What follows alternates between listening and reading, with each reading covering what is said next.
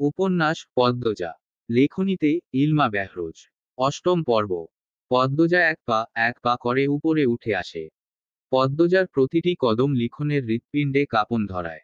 সে কথা বলার মতো ভাষা খুঁজে পাচ্ছে না। সাহানা পদ্মজার এক হাত ধরে বিচলিত হয়ে প্রশ্ন করল, ও পদ্ম, তোমার এই অবস্থা কেমনে হইল? পদ্মজা চাপা স্বরে বলল, বাড়িতে গিয়ে সব বলবো আপা। সাহানা চোখ দুটি বড় বড় করে তাকিয়ে আছে।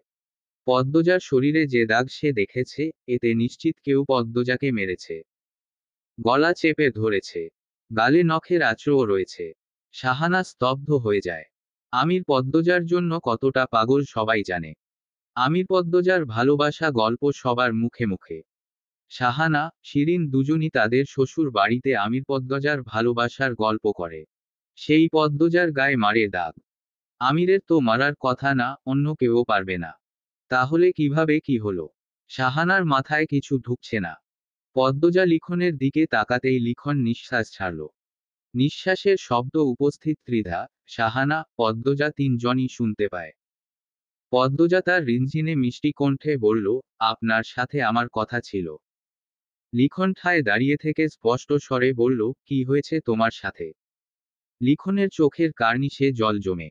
পদ্মজা অপ্রস্তুত হয়ে পড়ে। কেউ তার মুখ দেখলে তাকে অনেক রকম প্রশ্নের সম্মুখীন হতে হবে। তাই সে মুখ দেখাতে চায়নি কাউকে।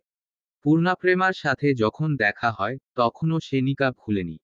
লিখন এক পা এগিয়ে এসে আবার প্রশ্ন করল, কে মেরেছে?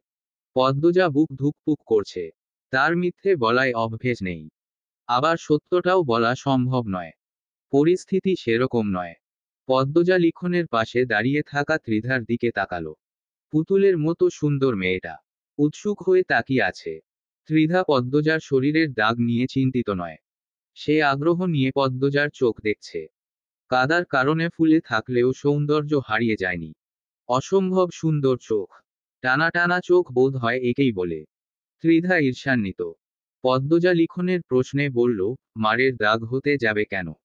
লিখন রুদ্ধশ্বাসে বলল, মুখে দাগ, গলা চেপে ধরার দাগ, চোখ ফুলে আছে। কে বলবে এটা মারের দাগ না? আমির হাওলাদার মেরেছে। সাহানা চমকে যায়। রাগ হয়। সাহানা শিরিন আমিরকে অনেক ভালোবাসে। আমিরকে নিয়ে এত বড় কথা কি করে বলতে পারে লিখন? সাহানা তেরে এসে রাগী স্বরে বলল, বাবু মারব কেরে? তুমি কি তা কও? পদ্মজা দ্রুত লিখনকে বলল, সব বলবো। আপনার সাথে আমার গুরুত্বপূর্ণ কথা আছে। আপনার সাহায্য প্রয়োজন। অনুগ্রহ করে শুনুন। সাহানা পদ্মজার এক হাতে ধরে নিজের দিকে ফিরিয়ে বলল, পর পুরুষের কাছে কি তার সাহায্য তোমার পদ্ম? পদ্মজা বলল, আপা, আমি আপনাকে সব বলবো। একটু সময় দিন। পদ্মজাকে পাহারা দেয়া দুজন লোকের নাম হাবু আর জসিম। হাবু জসিমকে একা একা দূরে দাঁড়িয়ে থাকতে দেখে, রিদওয়ান পদ্মজাকে খুঁজতে থাকলো। খুঁজতে খুঁজতে ঘাটে এসে উকি দেয়। লিখনের সামনে পদ্মজাকে দেখে ভয় হয় রিদওয়ানের। লিখন দেশের একজন খ্যাতিমান অভিনেতা। সে যদি পদ্মজার মুখ থেকে সব জেনে যায়, যে কোনো মূল্যে তাদের ধ্বংস করতে উঠে পড়ে লাগবে। আর সফলও হতে পারবে। পদ্মজা পারে না, কারণ তার স্বামী এতে জড়িত। তার দুই বোনকে নিয়ে ভয় আছে। সর্বোপরি সে একজন নারী। রিদওয়ান দূর থেকে ডাকল, পদ্মজা। রিদওয়ানের কণ্ঠ শুনে পদ্মজা আশাহত হয়। লিখনের সাথে কথা যে আর দীর্ঘ হওয়া সম্ভব নয় তা স্পষ্ট। পদ্মজা তাকালো। রিদওয়ান এগিয়ে এসে বলল, চাচা যেতে বলেছেন। সাহানা রিদওয়ানকে বলল, মাথাটা ঘুরতাছিল। পদ্ম আমারে ঘাটে আইন না পানি দিছে। রিদওয়ান আর চোখে লিখনকে দেখল। লিখনের প্রতিক্রিয়া দেখল। লিখন তাকাতেই সে দৃষ্টি সরিয়ে নিল। রিদওয়ানের দৃষ্টি দেখে লিখনের বিচক্ষণ মস্তিষ্ক বুঝে যায়, এই দৃশ্যে ঘাবলা আছে। পদ্মজা ভালো নেই, তার সাথে খারাপ কিছু হচ্ছে। আর রিদওয়ান সব জানে। সে জড়িত। রিদওয়ান সাহানাকে বলল, এখন ঠিক আছো? সাহানা এক হাতে নিজের কপাল চেপে ধরে বলল, হ ভাই। রিদওয়ান হেসে লিখনের দিকে তাকালো। করমর্দন করে বলল, কি খবর? রিদওয়ানের জবাব না দিয়ে লিখন বলল, আমি পদ্মজার সাথে কিছুক্ষণ কথা বলতে চাই। রিদওয়ান পদ্মজার চোখের দিকে তাকায়। তারপর লিখনের দিকে। বলল, কি কথা? ব্যক্তিগত। দয়া করে সুযোগ করে দিলে খুশি হব। লিখনের সোজাসুজি কথা। রিদওয়ান দূরে সরে দাঁড়ালো। বলল, পদ্মজা আমাদের বাড়ির বউ। সে যার তার সাথে বাইরে নির্জনে কথা বলতে পারে না। লিখনের হাঁসফাঁস লাগছে। সে জ্ঞানহীন হয়ে পড়ছে। নিজেকে ঠিক রাখতে পারছে না। মন বারবার বলছে, পদ্মজা ভালো নেই। সত্যিই তো ভালো নেই। লিখন বলল, পদ্মজা আমাকে কিছু বলতে চায়। রিদওয়ান পদ্মজার দিকে তাকিয়ে আদেশের স্বরে বলল, পদ্মজা চলো। চাচা ডাকে।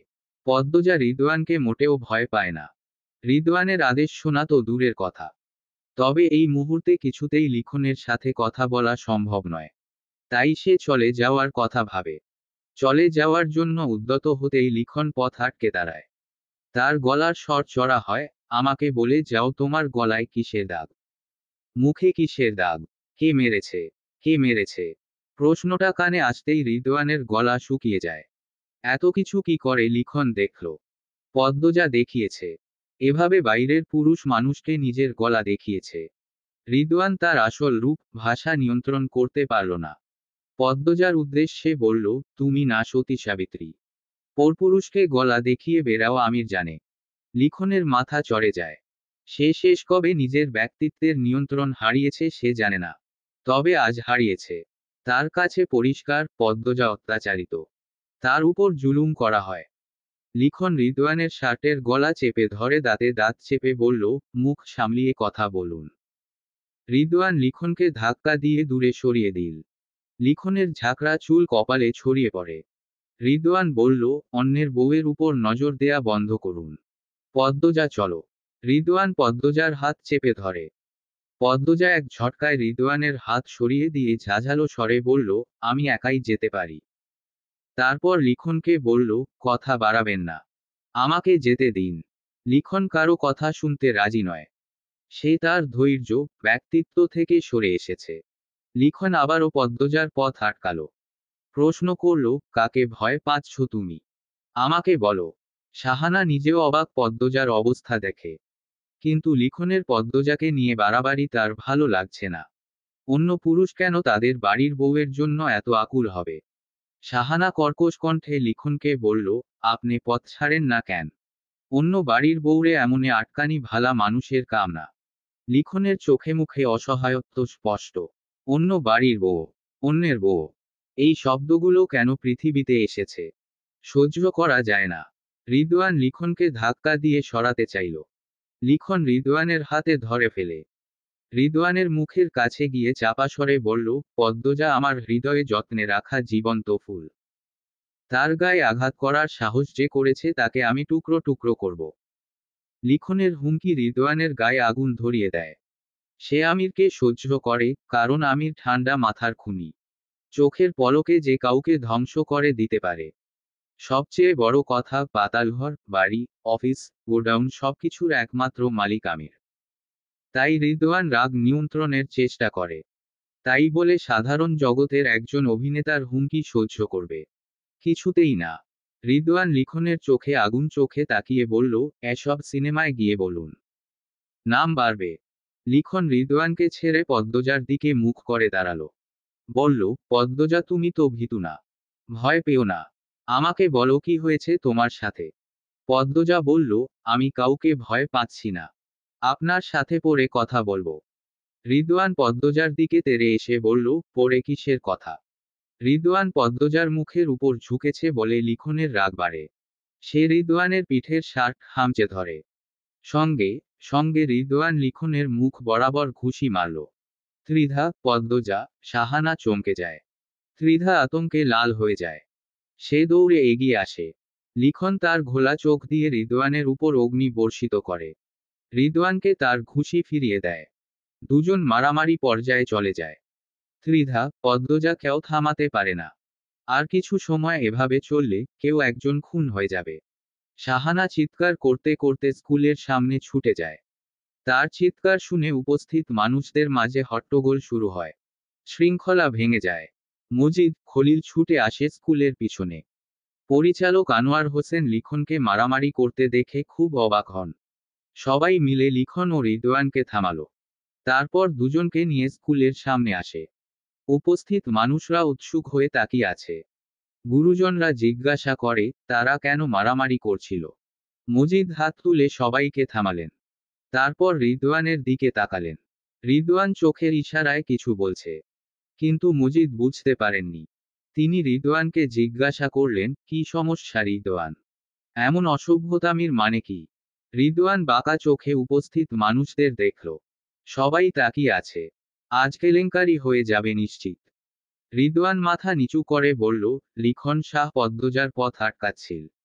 হৃদনায়ের কথা শুনে মানুষদের মুখ থেকে লিখনের উদ্দেশ্যে ছি ছি বেরিয়ে আসে। লিখন হতবাক হয়ে যায়। হতবাক হয় পূর্ণা, প্রেমা, প্রান্ত, পদ্মজা। মজিদ লিখনকে প্রশ্ন করলেন, রিদওয়ান যা বলছে সত্য? লিখন পদ্মজার চোখের দিকে তাকালো। তারপর বলল, সত্য। কিন্তু আমি পদ্মজার গলায়, মুখে দাগ দেখেছি। গলায় যে দাগ, সেই দাগ দেখে বোঝা যায় তার গলা কেউ চেপে ধরেছিল। মুখে ক্ষত, নখের আঁচড়, চোখ ফোলা। আমি শুধু জানতে চাচ্ছিলাম এসব কি করে হয়েছে, কে মেরেছে। লিখনের কথা শুনে মজিদের মাথা ঘুরে যায়। আমির বলেছিল পদ্মজাকে সমাবেশে না আনতে, এতে সমস্যা হতে পারে। মজিদ আমিরের কথায় গুরুত্ব দেননি। ভেবেছেন পদ্মজা গ্রামে আছে সবাই জানে। আর গত সমাবেশে তিনি বলেছিলেন পরবর্তী সমাবেশে আমির বা পদ্মজা বিতরণ করবে শীতবস্ত্র।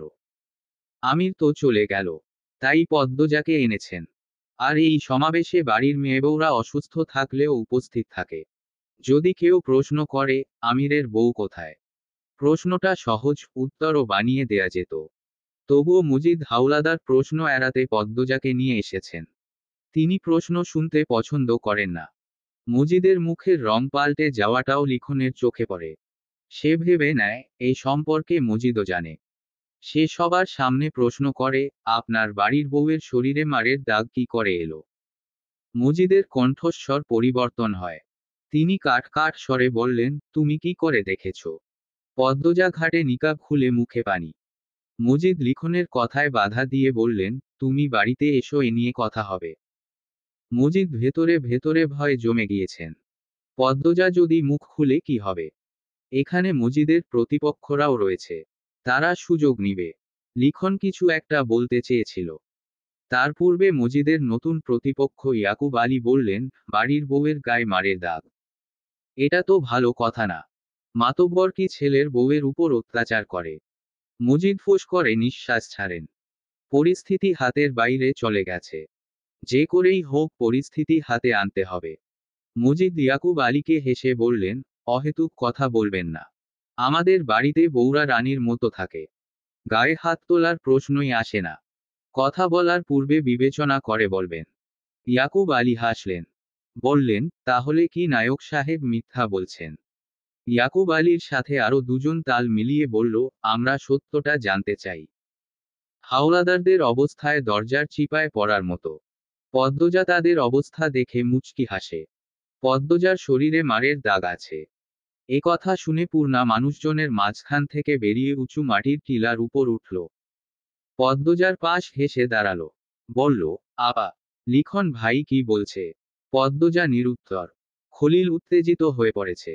সব না সবাই জেনে যায়। আতঙ্কে তিনি সবার উদ্দেশ্যে বললেন, লিখন শাহ মিছা কথা কইতাছে। খলিলের কথা শুনে মজিদের ইচ্ছে হয় খলিলকে জুতা দিয়ে পিটাতে। লিখন বলল, এইটুকুও মিথ্যা না। দাগগুলো এখনো তাজা। পদ্মজা তো সামনেই আছে। একজন বয়স্ক মহিলা বললেন, পদ্মমার নিকাবটা সরাইলেই হাচামিছা জানা যাইব। মজিদ জানতেন কেউ এরকম কিছুই বলবে। এখন প্রমাণিত হয়ে যাবে খলিল মিথ্যা বলেছে। মজিদের ভেতরটা থরথর করে কাঁপছে। তিনি কি করবেন, কি বলবেন, বুঝতে পারছেন না। পদ্মজা চেয়েছিল অন্যভাবে এই অধ্যায়ের সমাপ্তি করতে। যেহেতু সবার সম্মুখে সব প্রকাশ করার সুযোগ এসেছে, সেহেতু উচিত সব ফাঁস করে দেয়া। এতে সব শুনে কেউ না কেউ মেয়েগুলোকে উদ্ধার করতে পদক্ষেপ নিতে পারবে। সে পুরো নিকাব না খুলে শুধু মুখটা উন্মুক্ত করল। তার মুখের স্পষ্ট কালসিটে দাগগুলো দেখে মানুষজনের কোলাহল বেড়ে যায়। সবাই ফিসফিসিয়ে কথা বলতে থাকে। পূর্ণা পদ্মজার গালের একটা ক্ষত দেখেছে। শুনেছিল তো দুর্ঘটনায় এমন হয়েছে। নখ ডেবে যাওয়া দুটো দাগ আর চোখের অবস্থা দেখে তার বুক ছ্যাঁত করে উঠে। সে পদ্মজার সামনে এসে দাঁড়ায়। নিকাব তুলে গলা দেখে চমকে যায়। অশ্রুসজল চোখে পদ্মজা দিকে তাকিয়ে অবাক হয়ে ডাকে, আপা। ইয়াকুব আলী খুব অবাক হয়েছেন, এরকম ভান করে বললেন, মেয়েটার কি অবস্থা? মাতব্বর এভাবেই কি বউদের রানী করে রাখেন? মজিদের বুকের ব্যথা বাড়ে। এক পা পিছিয়ে যান। কি হচ্ছে এসব? রিদওয়ান জিহ্বা দিয়ে ঠোঁট ভেজায়। সে পদ্মজার ভাব দেখে ধারণা করছে পদ্মজা এখনই সব বলে দিবে। আর সব শোনার পর এত মানুষের সাথে তাদের পেরে ওঠা সম্ভব নয়। রিদওয়ান ঢোক গিলে আচমকা বলে উঠল, আমির মেরেছে। এমনি এমনি মারেনি।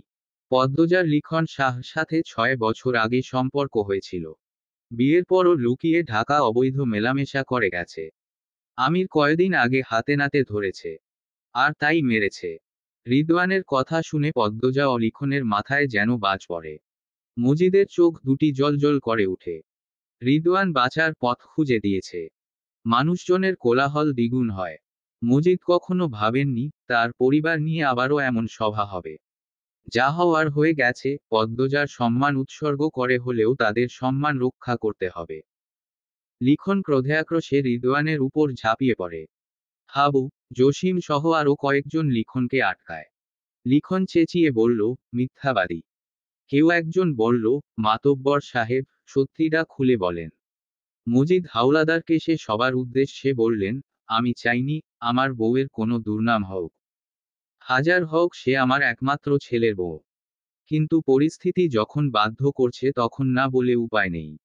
আপনারা অনেকেই জানেন, মোরল বাড়িতে লিখন শাহ একবার শুটিং করতে এসেছিল। তখন পদ্মজা আর লিখন শাহর মধ্যে একটা সম্পর্ক গড়ে ওঠে। তারপর আমার ছেলে আমিরের সাথে পদ্মজার বিয়ে হয়। আমির পদ্মজাকে নিয়ে ঢাকা চলে যায়। ঢাকা লিখন শাহের সাথে পদ্মজার অবৈধ সম্পর্ক চলতে থাকে। আমার বোকা ছেলে কখনো ধরতে পারেনি। গ্রামে আসার পর লিখন শাহ 2বার আমাদের বাড়িতে গিয়েছিল। প্রমাণ আছে কিন্তু। অনেকেই দেখেছেন। দেখেছেন তো? কয়েকজন বলাবলি করল, তারা দেখেছে। মজিদ বললেন, লিখন শাহ কিন্তু পদ্মজার জন্য যেত। একদিন রাতেও যায়। তখন আমির হাতে নাতে ধরে দুজনকে। তাই আমির পদ্মজার গায়ের উপর হাত তুলে রাগে একটু মার দেয়। এতে কি কোনো দোষ হয়ে গেছে আমার ছেলের? পদ্মজা ক্ষুধার্ত বাঘিনীর মতো চিৎকার করে উঠে, মিথ্যা কথা। আপনি বানিয়ে কুৎসা রটাচ্ছেন। মজিদ হাওলাদার বুকভরা নিঃশ্বাস নেন। তিনি জানেন এই গ্রামবাসী তাকে কতটা বিশ্বাস করে। আর লিখনকেও অনেকে বাড়িতে যেতে দেখেছে। পদ্মজার নামে একবার সালিশ বসেছিল। যদিও সেটা তার ছেলের সাথে, তবে মেয়ে নির্দোষ হলেও তার একবারের বদনাম সারা জীবন রয়ে যায়। তিনি সবার সামনে 2 হাত তুলে নরম স্বরে বললেন, আমার আর কিছু বলার নেই। বিশ্বাস অবিশ্বাস আপনাদের উপর। লিখন হাবু ও জসিমকে আঘাত করল। রিদওয়ান লিখনকে চেপে ধরে। রিদওয়ানের ইশারায় আরও কয়েকজন লিখনকে ঝাপটে ধরে। পরিচালক আনোয়ার হোসেন মাথা নিচু করে ফেলেন। মজিদ হাওলাদার মিথ্যা বলবেন না। তিনি মহৎ মানুষ। লিখন একটা মেয়ের জন্য পাগল, সেটা তিনিও জানতেন। মজিদের কথা অবিশ্বাস করার কারণ নেই। তবে তিনি লিখনকে সৎ চরিত্রের ছেলে ভাবতেন। মুহূর্তে পরিস্থিতি পাল্টে যায়। দ্বিতীয়বারের মতো পদ্মজার চরিত্রে ছি ধিক্কার ছুঁড়ে মারে গ্রামবাসী। কেউ যেন গায়ে হাত না দিতে পারে। আত্মরক্ষার জন্য পদ্মজা কোমরে ছুরি খুঁজল। ছুরি নেই। সে অসহায় হয়ে পড়ে। চিৎকার করে সবার উদ্দেশ্যে বলল, সবাই আমার কথা শুনুন। কেউ পদ্মজার কথা শুনল না। সবার চেঁচামেচিতে তার গলার স্বর কারো কানেই যায় না। মজিদ হাওলাদারকে তারা অন্ধের মতো বিশ্বাস করে। নিয়তি পদ্মজার সম্মানে দ্বিতীয়বারের মতো আঘাত হানে। মজিদ হাওলাদার 2 হাত তুলে সবাইকে শান্ত হতে বললেন। তাৎক্ষণিক কোলাহল কমে আসে। তিনি সবার উদ্দেশ্যে বললেন, আমার ঘরের বিচার আমার ঘরে হবে। আমি আর এ বিষয়ে কথা বাড়াতে চাই না। রিদওয়ান, পদ্মজাকে বাড়ি নিয়ে যাও। রিদওয়ান পদ্মজাকে ছুতে উদ্যত হতেই লিখন চেঁচিয়ে বলল, পদ্মজা যাবে না। লিখন পদ্মজার জন্য ভয় পাচ্ছে। হাওলাদার বাড়ির মানুষগুলো কত বড় মিথ্যাবাদী সে আজ টের পেয়েছে। এত বড় মিথ্যে চাপিয়ে দিল, নিজেদের কুকর্ম লুকোতে। মজিদ হাওলাদারের মিথ্যা অভিনয় তাকে অবাক করেছে খুব। এরা পদ্মজাকে বাড়ি নিয়ে কি করে কে জানে। রিদওয়ান লিখনের কথা শুনল না। সে পদ্মজাকে ধমকের স্বরে বলল, বাড়ি চলো। তারপর হাত ধরল। সঙ্গে সঙ্গে পদ্মজাও রিদওয়ানের হাত চেপে ধরল।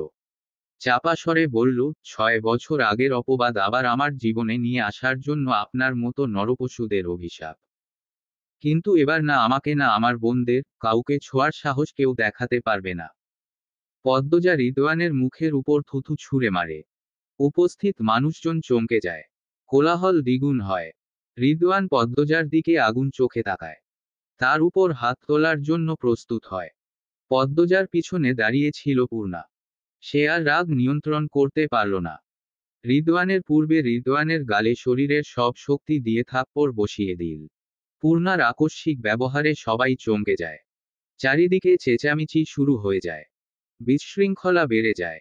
রিদওয়ান রাগে হিতাহিত জ্ঞানশূন্য হয়ে পড়ে। সেই পূর্ণার গলা চেপে ধরে।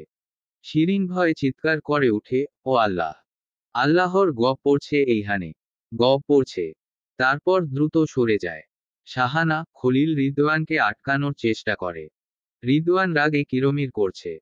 খলিল চাপা স্বরে রিদওয়ানের কানে কানে বললেন, রিদু পূর্ণারে ছাড়, মানুষ দেখতাছে। রিদওয়ান ছাড়ল না। পদ্মজা জানে এই মুহূর্তে সে হাওলাদার বাড়ির মানুষদের আঘাত করলে গ্রামবাসী ভালো চোখে দেখবে না। তবুও রিদওয়ানকে আঘাত করার জন্য বাধ্য হতে হয়। পদ্মজা রিদওয়ানের পেট বরাবর জোরে লাথি বসায়। রিদওয়ান ছিটকে সরে যায়। দুই হাতে পেট চেপে ধরে। শাহানা ও মাগো বলে চেঁচিয়ে উঠল। পূর্ণা মাটিতে লুটিয়ে পড়ে। মৃদুল গফুর মিয়াকে নিয়ে স্কুলের দিকে আসছিল। দূর থেকে দেখতে পেল মাঠের মানুষজন অস্থির হয়ে আছে। সেই গফুর মিয়াকে বলল, আব্বা, আপনি আসেন। আমি আগে যাইতাছি। তারপর দৌড়াতে থাকে। স্কুল মাঠে পৌঁছাতেই উঁচু টিলায় রিদওয়ানকে পূর্ণার গলা চেপে ধরতে দেখল। তার রক্ত মাথায় উঠে যায়। শরীরে যেন কেউ আগুন ধরিয়ে দেয়। এদিক ওদিক খুঁজে একটা মাঝারি আকারের বাঁশ পেল। সে দ্রুত বাঁশ নিয়ে দৌড়াতে থাকে। এক হাতে লুঙ্গি ধরে, যা হাঁটু অবধি উঠে আসে। মৃদুলের দৌড়ের গতিতে অনেক মানুষ ধাক্কা খেয়ে উল্টে পড়ে। মৃদুলের চোখের দৃষ্টি রিদওয়ানের দিকে। তার মস্তিষ্ক এলোমেলো। মজিদ দ্রুত পদ্মজা রিদওয়ানের মাঝখানে গিয়ে দাঁড়ালেন। চিৎকার করে বললেন, কি হচ্ছে? কি হচ্ছে? থামো সবাই! কিন্তু কোনো কিছুই থামল না। মৃদুলের উপস্থিতি সব লণ্ডভণ্ড করে দিল। সে বাঘের মতো লাফিয়ে উঠে টিলার উপর। বাঁশ দিয়ে রিদওয়ানকে আঘাত করতে গিয়ে শাহানা, খলিল সহ আরো দুজন লোককে আঘাত করে বসে। মজিদ দ্রুত টিলা ছেড়ে সরে যান। মৃদুল খুব রাগী।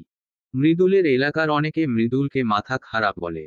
সে কখনো বুদ্ধি দিয়ে কিছু করে না। সব সময় ক্রোধকে মূল্য দেয়। রাগের বশে কখন কি করে নিজেও জানে না। মানুষজন ছোটাছুটি করে পালাতে থাকে। শুধু মৃদুলের হুঙ্কার শোনা যায়। ক্রোধ তাকে উন্মাদ করে দিয়েছে। সে রিদওয়ানকে বলছে, যার বাচ্চা, তুই কার গায়ে হাত দিছোস? তোরে আজ আমি মাটির ভিতরে গাইথা ফেলমু। আশেপাশে ছড়িয়ে থাকা মজিদ হাওলাদারের লোকেরা মৃদুলকে ধরতে দৌড়ে আসে। ত্রিধা ভয় দূর থেকে দুই হাতে মুখ ঢেকে ফোপাচ্ছে। আনোয়ার হোসেন ত্রিধার পাশে গিয়ে দাঁড়ালেন। ত্রিধার মাথায় হাত রাখলেন। আনোয়ার হোসেনের দিকে তাকিয়ে ত্রিধা হাউমাউ করে কেঁদে উঠল। বলল, লিখনকে কেন ছাড়ছে না ওরা? আনোয়ার হোসেন টিলার উপর চোখ রেখে বললেন, জানি না মা। কি হচ্ছে বুঝতে পারছি না। কেউ খুন হয়ে যাবে এখানে। লিখন যে কেন এসবে জড়িয়ে পড়ল? আনোয়ার হোসেনের কণ্ঠে আফসোস। ত্রিধা মাটিতে বসে। তার কলিজা ছিঁড়ে যাচ্ছে। 4-5 জন লোক লিখনকে ঝাপটে ধরে রেখেছে। লিখন ছটফট করছে ছোটার জন্য। এই দৃশ্য সে সহ্য করতে পারছে না। পদ্মজা পূর্ণাকে বুকের সাথে চেপে ধরল। পূর্ণা ভালো করে নিঃশ্বাস নিতে পারছে না। পদ্মজার বুক জ্বলছে। পূর্ণার কষ্ট তাকে পুড়িয়ে দিচ্ছে। মৃদুল রাগে আকাশ কাঁপিয়ে চিৎকার করছে। রিদওয়ানকে ধরতে পারলে সে চিবিয়ে খেয়ে ফেলবে। কিন্তু পারছে না। টিলার উপর 15-20 জনের একটা জটলা লেগে যায়। হাতাহাতি, ধস্তাধস্তি চলে বিরতিহীনভাবে। মজিদ চোখের চশমাটা ঠিক করে ঠান্ডা মাথায় ভাবলেন, এই মুহূর্তে পরিস্থিতি হাতে আনা ভীষণ জরুরি। নয়তো অনেক বিপদ ঘটে যেতে পারে। তিনি তার ডান হাত রমজানকে ডেকে ফিসফিসিয়ে কিছু বললেন। মিনিট দুয়েকের মধ্যে জটলার মাঝখান থেকে একটা আর্তচিৎকার ভেসে আসে। শব্দ তুলে লিখন শাহ দেহ লুটিয়ে পড়ে মাটিতে।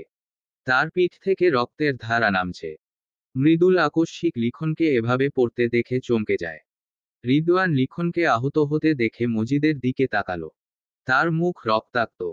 মৃদুল এতজনকে উপেক্ষা করেও তাকে আঘাত করতে সক্ষম হয়েছে। মজিদ ইশারায় রিদওয়ানকে কিছু একটা বুঝালেন।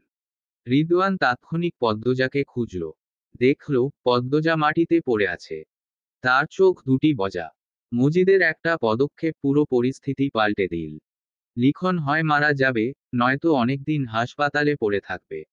আর পদ্মজাকে একবার বাড়ি নিয়ে যেতে পারলেই হলো। আর মুক্তি পাবে না। রমজান সবার আড়ালে দ্রুত ঘাটে গেল। রক্তমাখা ছুরি আর হাতের রুমাল নদীতে ছুঁড়ে ফেলল। এশারের আজান পড়ছে। পদ্মজা ধীরে ধীরে চোখ খুলল। নিজেকে নিজের ঘরে আবিষ্কার করল। মাথা ব্যথা করছে খুব। সে এক হাতে কপাল চেপে ধরে। তখনই দুপুরের সব ঘটনা মনে পড়ে যায়। পূর্ণার মাথায় হাত বুলিয়ে দিচ্ছিল সে, তখন কে যেন পিছন থেকে মুখে কিছু একটা চেপে ধরে। তারপর আর কিছু মনে নেই। পদ্মজা দ্রুত উঠে বসে। জুতা না পরেই ঘর ছেড়ে বেরিয়ে আসে। সিঁড়ি বেয়ে নামার সময় লতিফার দেখা পেল। লতিফা পদ্মজাকে দেখে বলল, কই যাইতাছ? পূর্ণা কোথায়? পূর্ণার কাছে যাব। পূর্ণা তো উপরে। পদ্মজা অবাক হয়ে প্রশ্ন করে, উপরে মানে? 3 তলায়। হ। এখানে কে নিয়ে আসলো? পদ্মজা প্রশ্ন করল ঠিকই, উত্তরের আশায় থাকল না। দৌড়ে 3 তলায় চলে গেল। 3 তলার একটা ঘরেই পালঙ্ক আছে। রুম্পা যে ঘরে ছিল। পদ্মজা সেই ঘরে এসে মৃদুলকে দেখতে পেল। মৃদুল চেয়ারে বসে আছে। বিছানায় শুয়ে আছে পূর্ণা। পদ্মজা উল্কার গতিতে পূর্ণার মাথার কাছে গিয়ে বসল। মৃদুল পদ্মজাকে দেখে সংকুচিত হয়। বলল, পূর্ণা ভালা আছে ভাবি? ও কি অজ্ঞান? না, ঘুমাইতাছে। কিছুক্ষণ আগে সজাগ ছিল। খেয়েছে। হুম। আপনার ধারে অনেকক্ষণ বইসা ছিল। পদ্মজা পূর্ণার মাথায় হাত বুলিয়ে দিল। তারপর পূর্ণার গালে, কপালে চুমু দিল। মৃদুলকে প্রশ্ন করল, প্রেমা, প্রান্ত কোথায়? বাড়ি তো গেছে। ঠিক আছে ওরা। জি ভাবি। আর লিখন শাহ? লিখন শাহর কথা শুনে মৃদুল চুপ হয়ে যায়। পদ্মজা উৎকণ্ঠিত হয়ে প্রশ্ন করল, উনি কোথায়? কেমন আছেন? মৃদুল মাথা নত করে বলল, ভাবি, ভিড়ের মাঝে কেউ একজন ভাইরে ছুরি মারছে। পদ্মজা এক হাতে নিজের মুখ চেপে ধরে। তারপর কাপা স্বরে বলল, বেঁচে আছে? জানি না ভাবি। হাসপাতালে নিয়ে গেছে সবাই। পুলিশ আইছিল বিকালে। পদ্মজার চোখে জল টলমল করে উঠে। মানুষটা এতদিন তাকে নিঃস্বার্থভাবে ভালোবেসে গেছে। ধৈর্য ধরে থেকেছে। কঠিন ব্যক্তিত্বের আড়ালে তার জন্য ভালোবাসা যত্ন করে রেখেছে। পদ্মজা সবকিছু জানে। সব জেনেও সে কিছু করতে পারেনি। ভালো তো করতে পারল না, উল্টে তার জন্য ক্ষতি হয়ে গেল। পদ্মজার চোখ থেকে এক ফোঁটা জল গড়িয়ে পড়ে। দ্রুত সে জল মুছে ফেলল। আফসোস হচ্ছে। ঘাটে কথা বলা একদম ঠিক হয়নি। মেয়েগুলো হাতছাড়া হয়ে গেছে ভেবে সে চঞ্চল হয়ে উঠেছিল। আর লিখনও আজ এত উত্তেজিত হয়ে পড়েছিল। সব ভাগ্যে লেখা ছিল। তাই হয়তো হয়েছে। কখনো হায়হুতাশ করতে নেই। তাই পদ্মজা সিদ্ধান্ত নিল, সে লিখনের জন্য 2 রাকাত নফল নামাজ আদায় করবে। যেন সে সুস্থ হয়ে উঠে। লিখনের জন্য পদ্মজার প্রার্থনা করা দায়িত্ব। পদ্মজার কাছে এইটুকু অধিকার লিখনের আছে। পদ্মজা মৃদুলকে বলল, পূর্ণা ঘুমাক তাহলে। দেখে রাখবেন। আমি আসছি। আচ্ছা ভাবি। পদ্মজা ঘর ছেড়ে বেরিয়ে গেল। মৃদুল দরজার বাইরে তাকিয়ে রইল। পদ্মজাকে তার অনেক প্রশ্ন করার আছে। লিখন পদ্মজার নামে যে অপবাদ দেয়া হয়েছে সেটা যে মিথ্যা মৃদুলের চেয়ে ভালো কে জানে। সে নিজের চোখে দেখেছে লিখন শাহর কষ্ট, পদ্মজার সম্মান রক্ষার্থে নিজের অনুভূতি লুকিয়ে রাখার প্রচেষ্টা, একটু কথা বলার আশায় ছটফট করা। এত বড় মিথ্যা অপবাদ হাওলাদার বাড়ির মানুষেরা কেন দিল? আর পদ্মজার গায়ের দাগগুলো সেগুলোই কিসের? আমির হাওলাদার কোথায়? মৃদুলের ভাবনার সুতো ছিঁড়ে যায় লতিফার আগমনে। লতিফা খাবারের প্লেট টেবিলের উপর রাখল। তারপর বলল, পূর্ণার খাওন দিয়া গেছি। আর আপনের আম্মা কইছে নিচে যাইতে। মৃদুল বলল, একটু পরে যামু। আম্মা আব্বায় খাইছে। হ, খাইছে। অন্যরা খায় নাই। সবাই খাইছে। ঋদু ভাইজানে বাড়িতো নাই। বাচ্চা লুকাইছে। লতিফা আর চোখে মৃদুলকে দেখল। মৃদুল রাগে ছটফট করছে।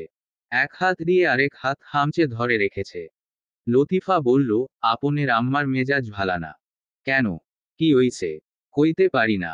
আপনের আব্বার লগে চিল্লাইতে হুনছি। মৃদুলকে চিন্তিত হতে দেখা গেল না। তার আম্মা একটু বদরাগী, সব সময় চেঁচামেচি করে, এতে সে অভ্যস্ত। মৃদুল লতিফাকে বলল, আমির ভাই কই আছে?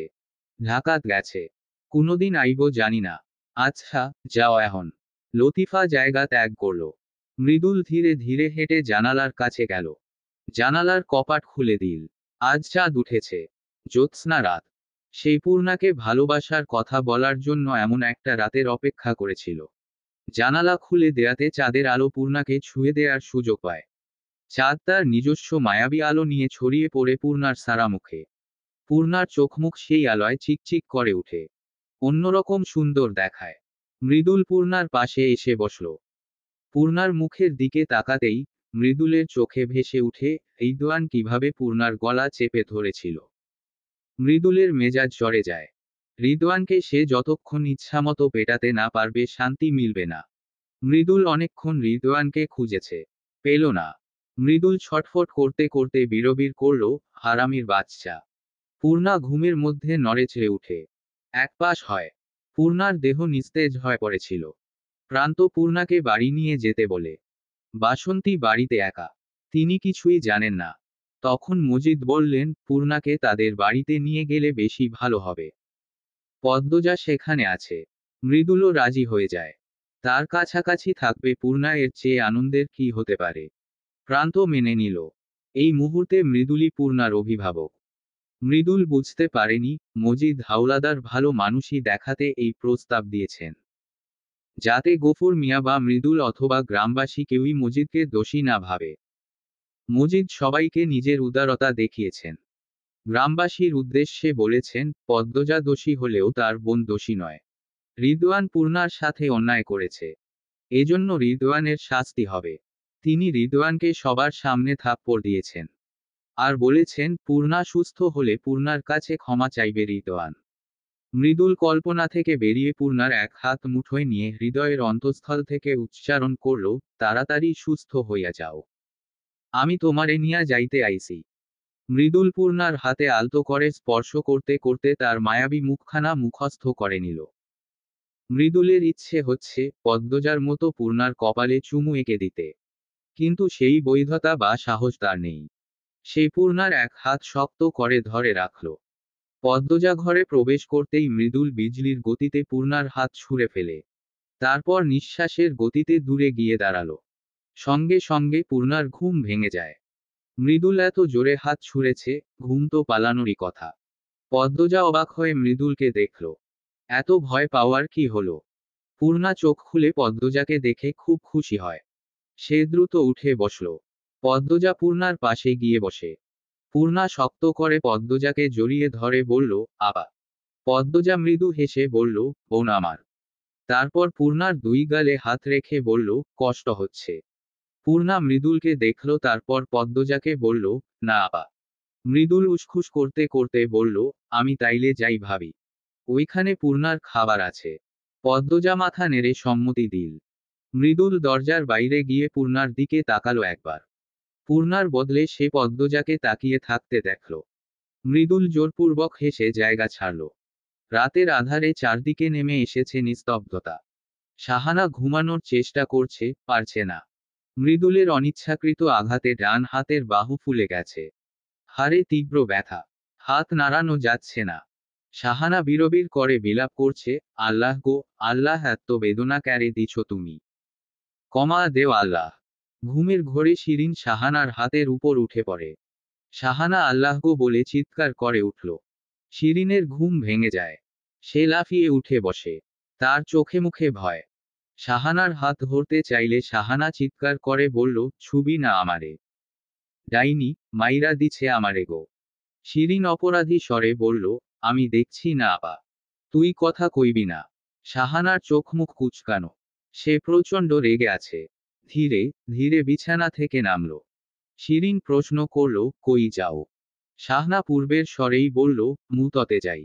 শাহানার ঝাড়ি খেয়ে শিরিন আর কথা বলল না। সে অন্যদিকে ফিরে শুয়ে পড়ল। শাহানা টয়লেটে যাওয়ার পথে অন্দরমহলের ফাঁকফোকর দিয়ে আসা জ্যোৎস্নার আলোয় একটা পুরুষ অবয়বকে হাঁটতে দেখল। শাহানা ভয় পেয়ে যায়। পুরুষ অবয়বটি শাহানাকে দেখে দাঁড়িয়ে পড়ে। শাহানার দিকে এগিয়ে আসে। শাহানা ভয়ার্ত স্বরে প্রশ্ন করল, তুমি কেলা? মৃদুলের মুখটা ভেসে উঠে। সে হেসে বলল, আপা, আমি। মৃদুলকে দেখেই শাহানার মেজাজ দুমড়ে উঠে। সে চোখ রাঙিয়ে বলল, কুত্তার বাচ্চা, তুই আমার সামনে আইবি না। লুলাপঙ্গু বানায়া দিছস আমারে। মৃদুল কাতর স্বরে বলল, ছুডু ভাইয়ের লগে এমন করবা? আমি তো তোমারে দেখি নাই। ইচ্ছা কইরা মারি নাই। এই তুই যা। সামনে থাইকা সর। শাহানা গজ গজ করতে করতে টয়লেটের দিকে চলে যায়। মৃদুল ঠোঁট উল্টে শাহানার যাওয়া দেখে। তারপর সিঁড়ির দিকে তাকালো। তার ঘুম আসছে না একটুও। পূর্ণার কথা খুব মনে পড়ছে। ইচ্ছে হচ্ছে জ্যোৎস্নার আলো সারা গায়ে মেখে অনেকক্ষণ গল্প করতে। কোনো এক অদৃশ্য যন্ত্রণা বুকে হেঁটে বেড়াচ্ছে। অন্য দিনের তুলনায় পূর্ণাকে একটু বেশিই যেন মনে পড়ছে। বুকটা ফাঁকা ফাঁকা লাগছে। অস্থিরতায় রুহু ছটফট করছে। মৃদুল 3বার বিসমিল্লাহ বলে 3বার বুকে ফু দিল। তারপর আর কিছু না ভেবে তৃতীয় তলায় উঠে আসে। শেষ সিঁড়িতে দাঁড়িয়ে থাকে। বুকের ভেতর কেউ বুঝি ঢোল পিটাচ্ছে। সে শুনতে পাচ্ছে। মিনিটের পর মিনিট সে এক জায়গায় ঠায় দাঁড়িয়ে রইল। তারপর কবুতরের মতো ডাকল। মৃদুল যে কবুতরের মতো ডাকতে পারে, পূর্ণা আর মৃদুলের পরিবার ছাড়া কেউ জানে না। পূর্ণা যদি জেগে থাকে তাহলে মৃদুলের নকল ডাক সে চিনতে পারবে। তারপর নিশ্চয় সাড়া দিবে। মৃদুল পূর্ণার জন্য আরো কিছুক্ষণ অপেক্ষা করল। পূর্ণার দেখা নেই। মৃদুল ভাবল, পূর্ণা ঘুমে বোধ হয়। তাই সে আর অপেক্ষা করার কথা ভাবল না। চলে যাওয়ার জন্য ঘুরে দাঁড়ালো। তখন দরজা খোলার শব্দ কানে আসে। মৃদুল পিছনে তাকাতে গিয়েও তাকালো না। যদি পদ্মজা হয়। মৃদুল দ্রুত চলে যেতে উদ্যত হয়। তখন পূর্ণা ডাকল, দাঁড়ান। মৃদুল ঘুরে দাঁড়ালো। সাদা রঙের উপর নীল সুতোর কাজের নকশি কাঁথা। গায়ে জড়িয়ে পূর্ণা হেঁটে আসছে। মৃদুল পূর্ণার সাক্ষাতের আশায় ছিল। যখন পূর্ণার সাক্ষাৎ পাওয়া গেল, বুঝতে পারল তার দম বন্ধ হয়ে আসছে। অস্বস্তি হচ্ছে। অদ্ভুত এক যন্ত্রণা হচ্ছে। তবে সেই যন্ত্রণা প্রাপ্তির। পূর্ণা সামনে এসে দাঁড়ালো। বলল, ছাদে চলুন। তারপর কথা বলবো। দুজন একসাথে ছাদে উঠে আসে। ছাদে উঠতেই রাতের পৃথিবীর সৌন্দর্যের ঐশ্বর্যময় সমারোহ চোখে পড়ে। আকাশে ইয়া বড় চাঁদ। দুজন মুগ্ধ নয়নে চাঁদের দিকে তাকালো। সৌন্দর্যের মাদকতা ছড়িয়ে পড়ে দুজন প্রেমীর মনে। মৃদুল পূর্ণার দিকে তাকালো। পূর্ণাও তাকালো। চোখাচোখি হতেই দুজন হেসে ফেলল। মৃদুল প্রশ্ন করল, ঘুমাও নাই? না। ঘুম আসছিল না। একটু ভালা লাগতাছে। হুম। ভাবি ঘুমে। হুম। ভাবি কিছু কইছে? পূর্ণা মুখ ভার করে বলল, না। অনেকবার প্রশ্ন করেছি, ভাইয়ার সাথে কি হয়েছে? মুখে, গলায় কিসের দাগ? আপা উত্তর দেয়নি। আপার মুখের উপর কথা বলার সাহসও হয়নি। মৃদুল দীর্ঘশ্বাস ছেড়ে বলল, কিছু একটা তো হয়েছেই। আচমকা মনে পড়েছে এমনভাবে পূর্ণা বলল, তবে আমি ঘুমের ভান ধরেছিলাম।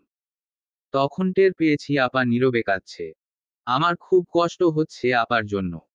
আপার কিসের কষ্ট না জানা অবধি আমি শান্তি পাব না। আমির ভাইয়ের সাথে কিছু হইছে। ভাইয়ার দেখা পেলেই হতো, বলল পূর্ণা। তার দৃষ্টি আকাশের দিকে।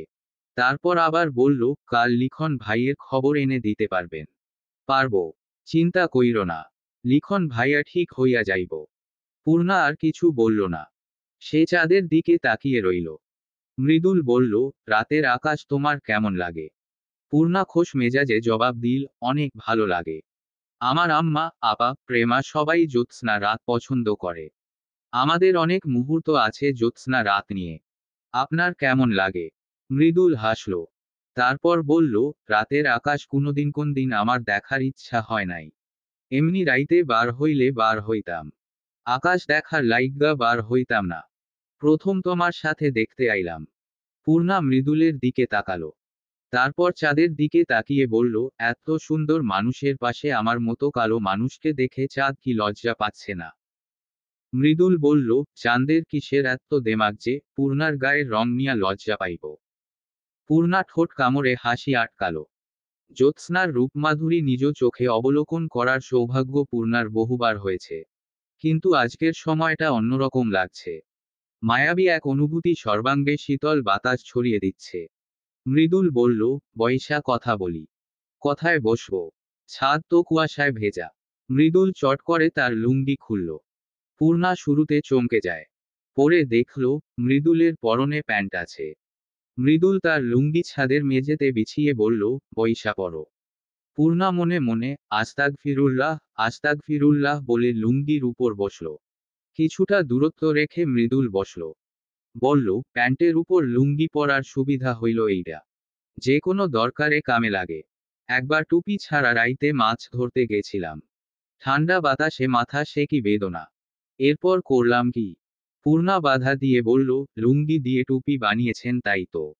মৃদুল গর্বের সাথে বলল, হ, উপস্থিতি বুদ্ধি এইটা। পূর্ণা হাসল। মৃদুল অনেক রাগী, অহংকারী। তবুও সে মুগ্ধ করার মতো একটা মানুষ। সব সময় ঠোঁটে হাসি থাকে। এই মুহূর্তে রেগে, ওই মুহূর্তে সব ভুলে যায়। পূর্ণা ছাদের মেঝেতে তাকালো। চাঁদের স্নিগ্ধ আলোয় ছাদের মেঝেতে থাকা শিশির চকচক করছে। স্বচ্ছ রূপালী ঝর্ণার মতো চাঁদের আলো যেন চারপাশ ভাসিয়ে নিয়ে যাচ্ছে।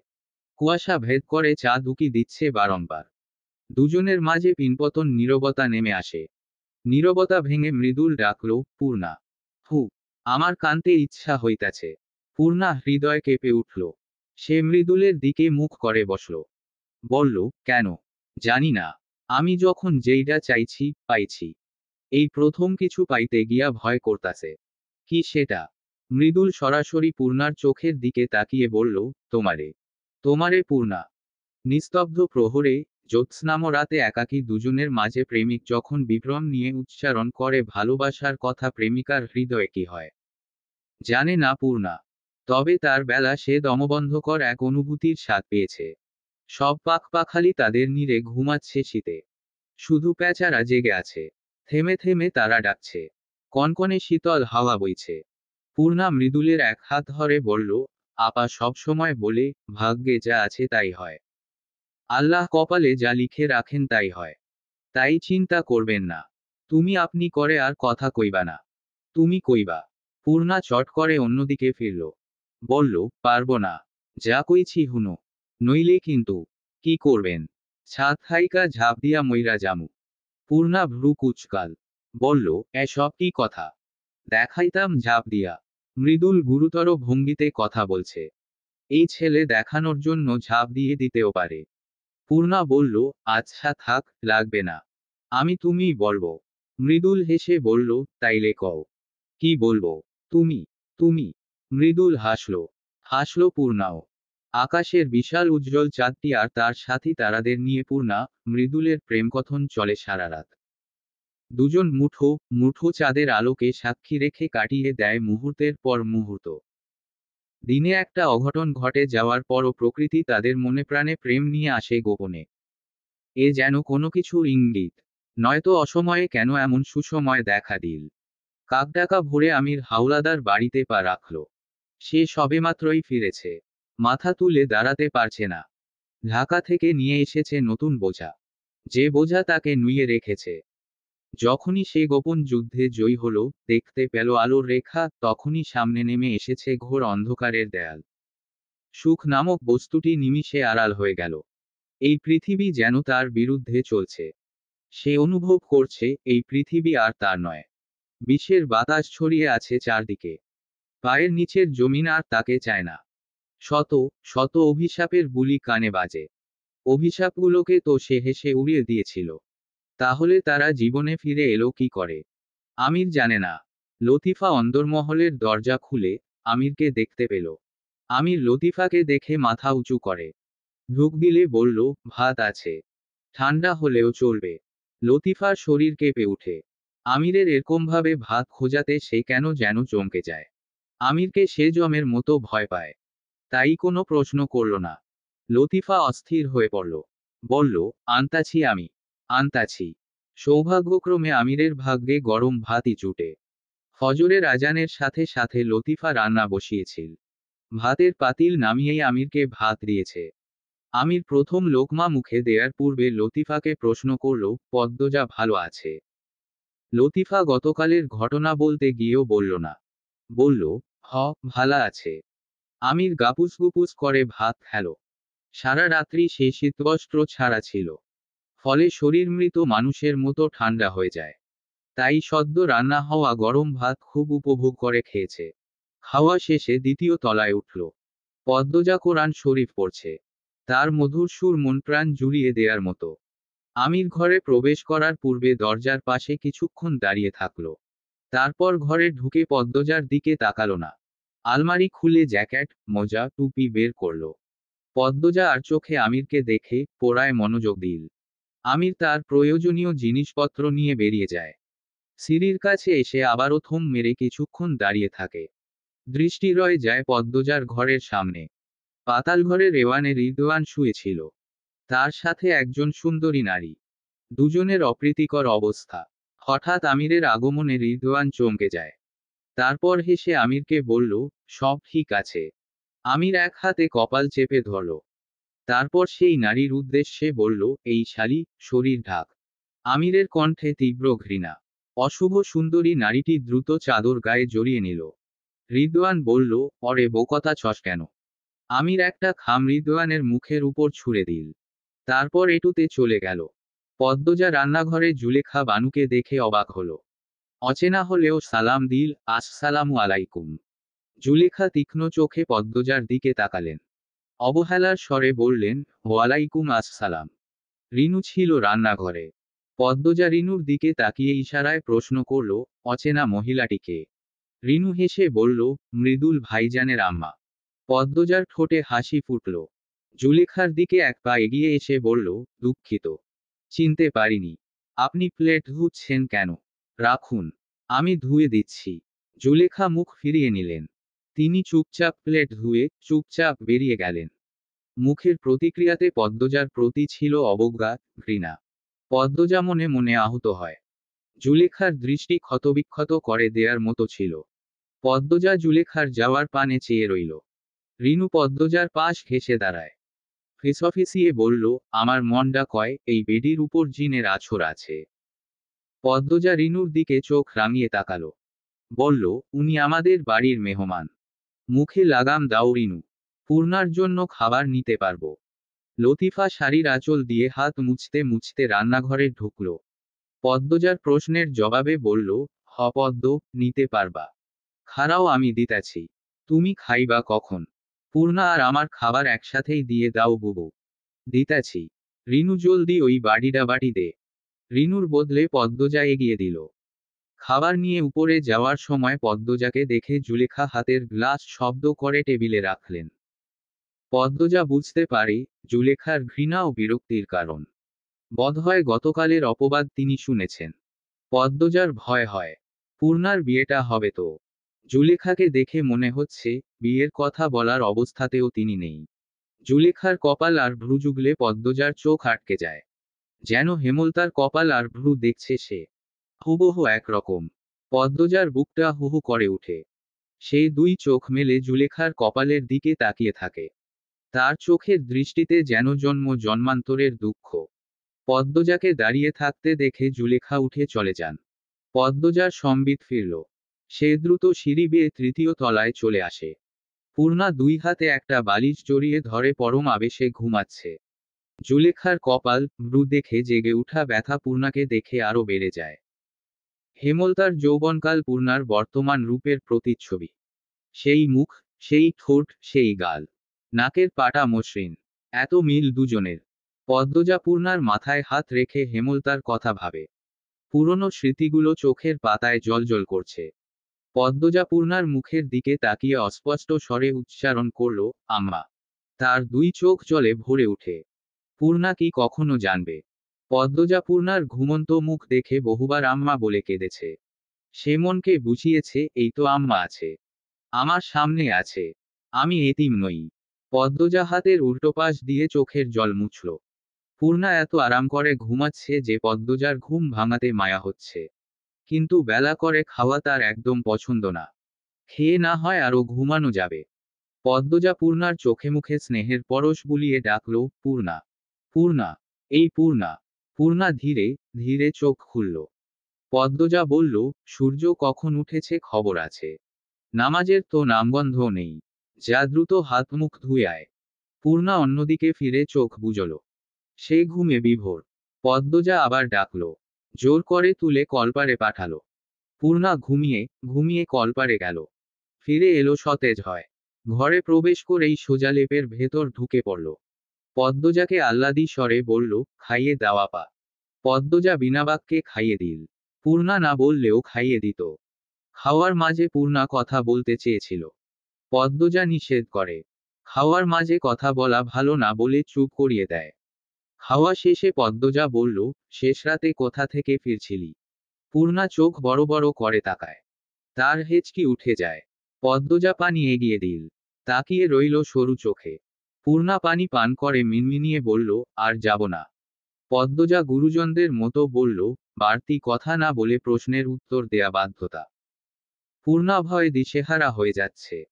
সে ঢোক গিলে নতজানু হয়ে বলল, মৃদুল জেউনার সাথে দেখা করতে গিয়েছিলাম। সে ডেকেছিল। হু। আর তুইও চলে গেলি। পূর্ণার মনে হচ্ছে সে ফাঁসির দৃঢ় সামনে দাঁড়িয়ে আছে। যে কোনো মুহূর্তে ঝুলে যাবে। পদ্মজা বিছানা ছেড়ে উঠে দাঁড়ালো। ঘরের দুই দিকে জানালা আছে। পূর্ব দিকের জানালা খোলা। উত্তর দিকেরটা বন্ধ। সে উত্তর দিকের জানালা খুলতে খুলতে বলল, বিয়ের আগে মাঝরাতে দেখা করা কি ঠিক হলো? মৃদুল এখনো পরপুরুষ। বিয়েও ঠিক হয়নি। যখন এসে শুয়েছিস তখন টের পেয়েছি। তার আগে টের পেলে কানে ধরে ঘরে নিয়ে আসতাম। পূর্ণা অপরাধী কণ্ঠে বলল, আপা, আর যাব না। ক্ষমা করে দাও। পদ্মজা পূর্ণার পাশে এসে বসে।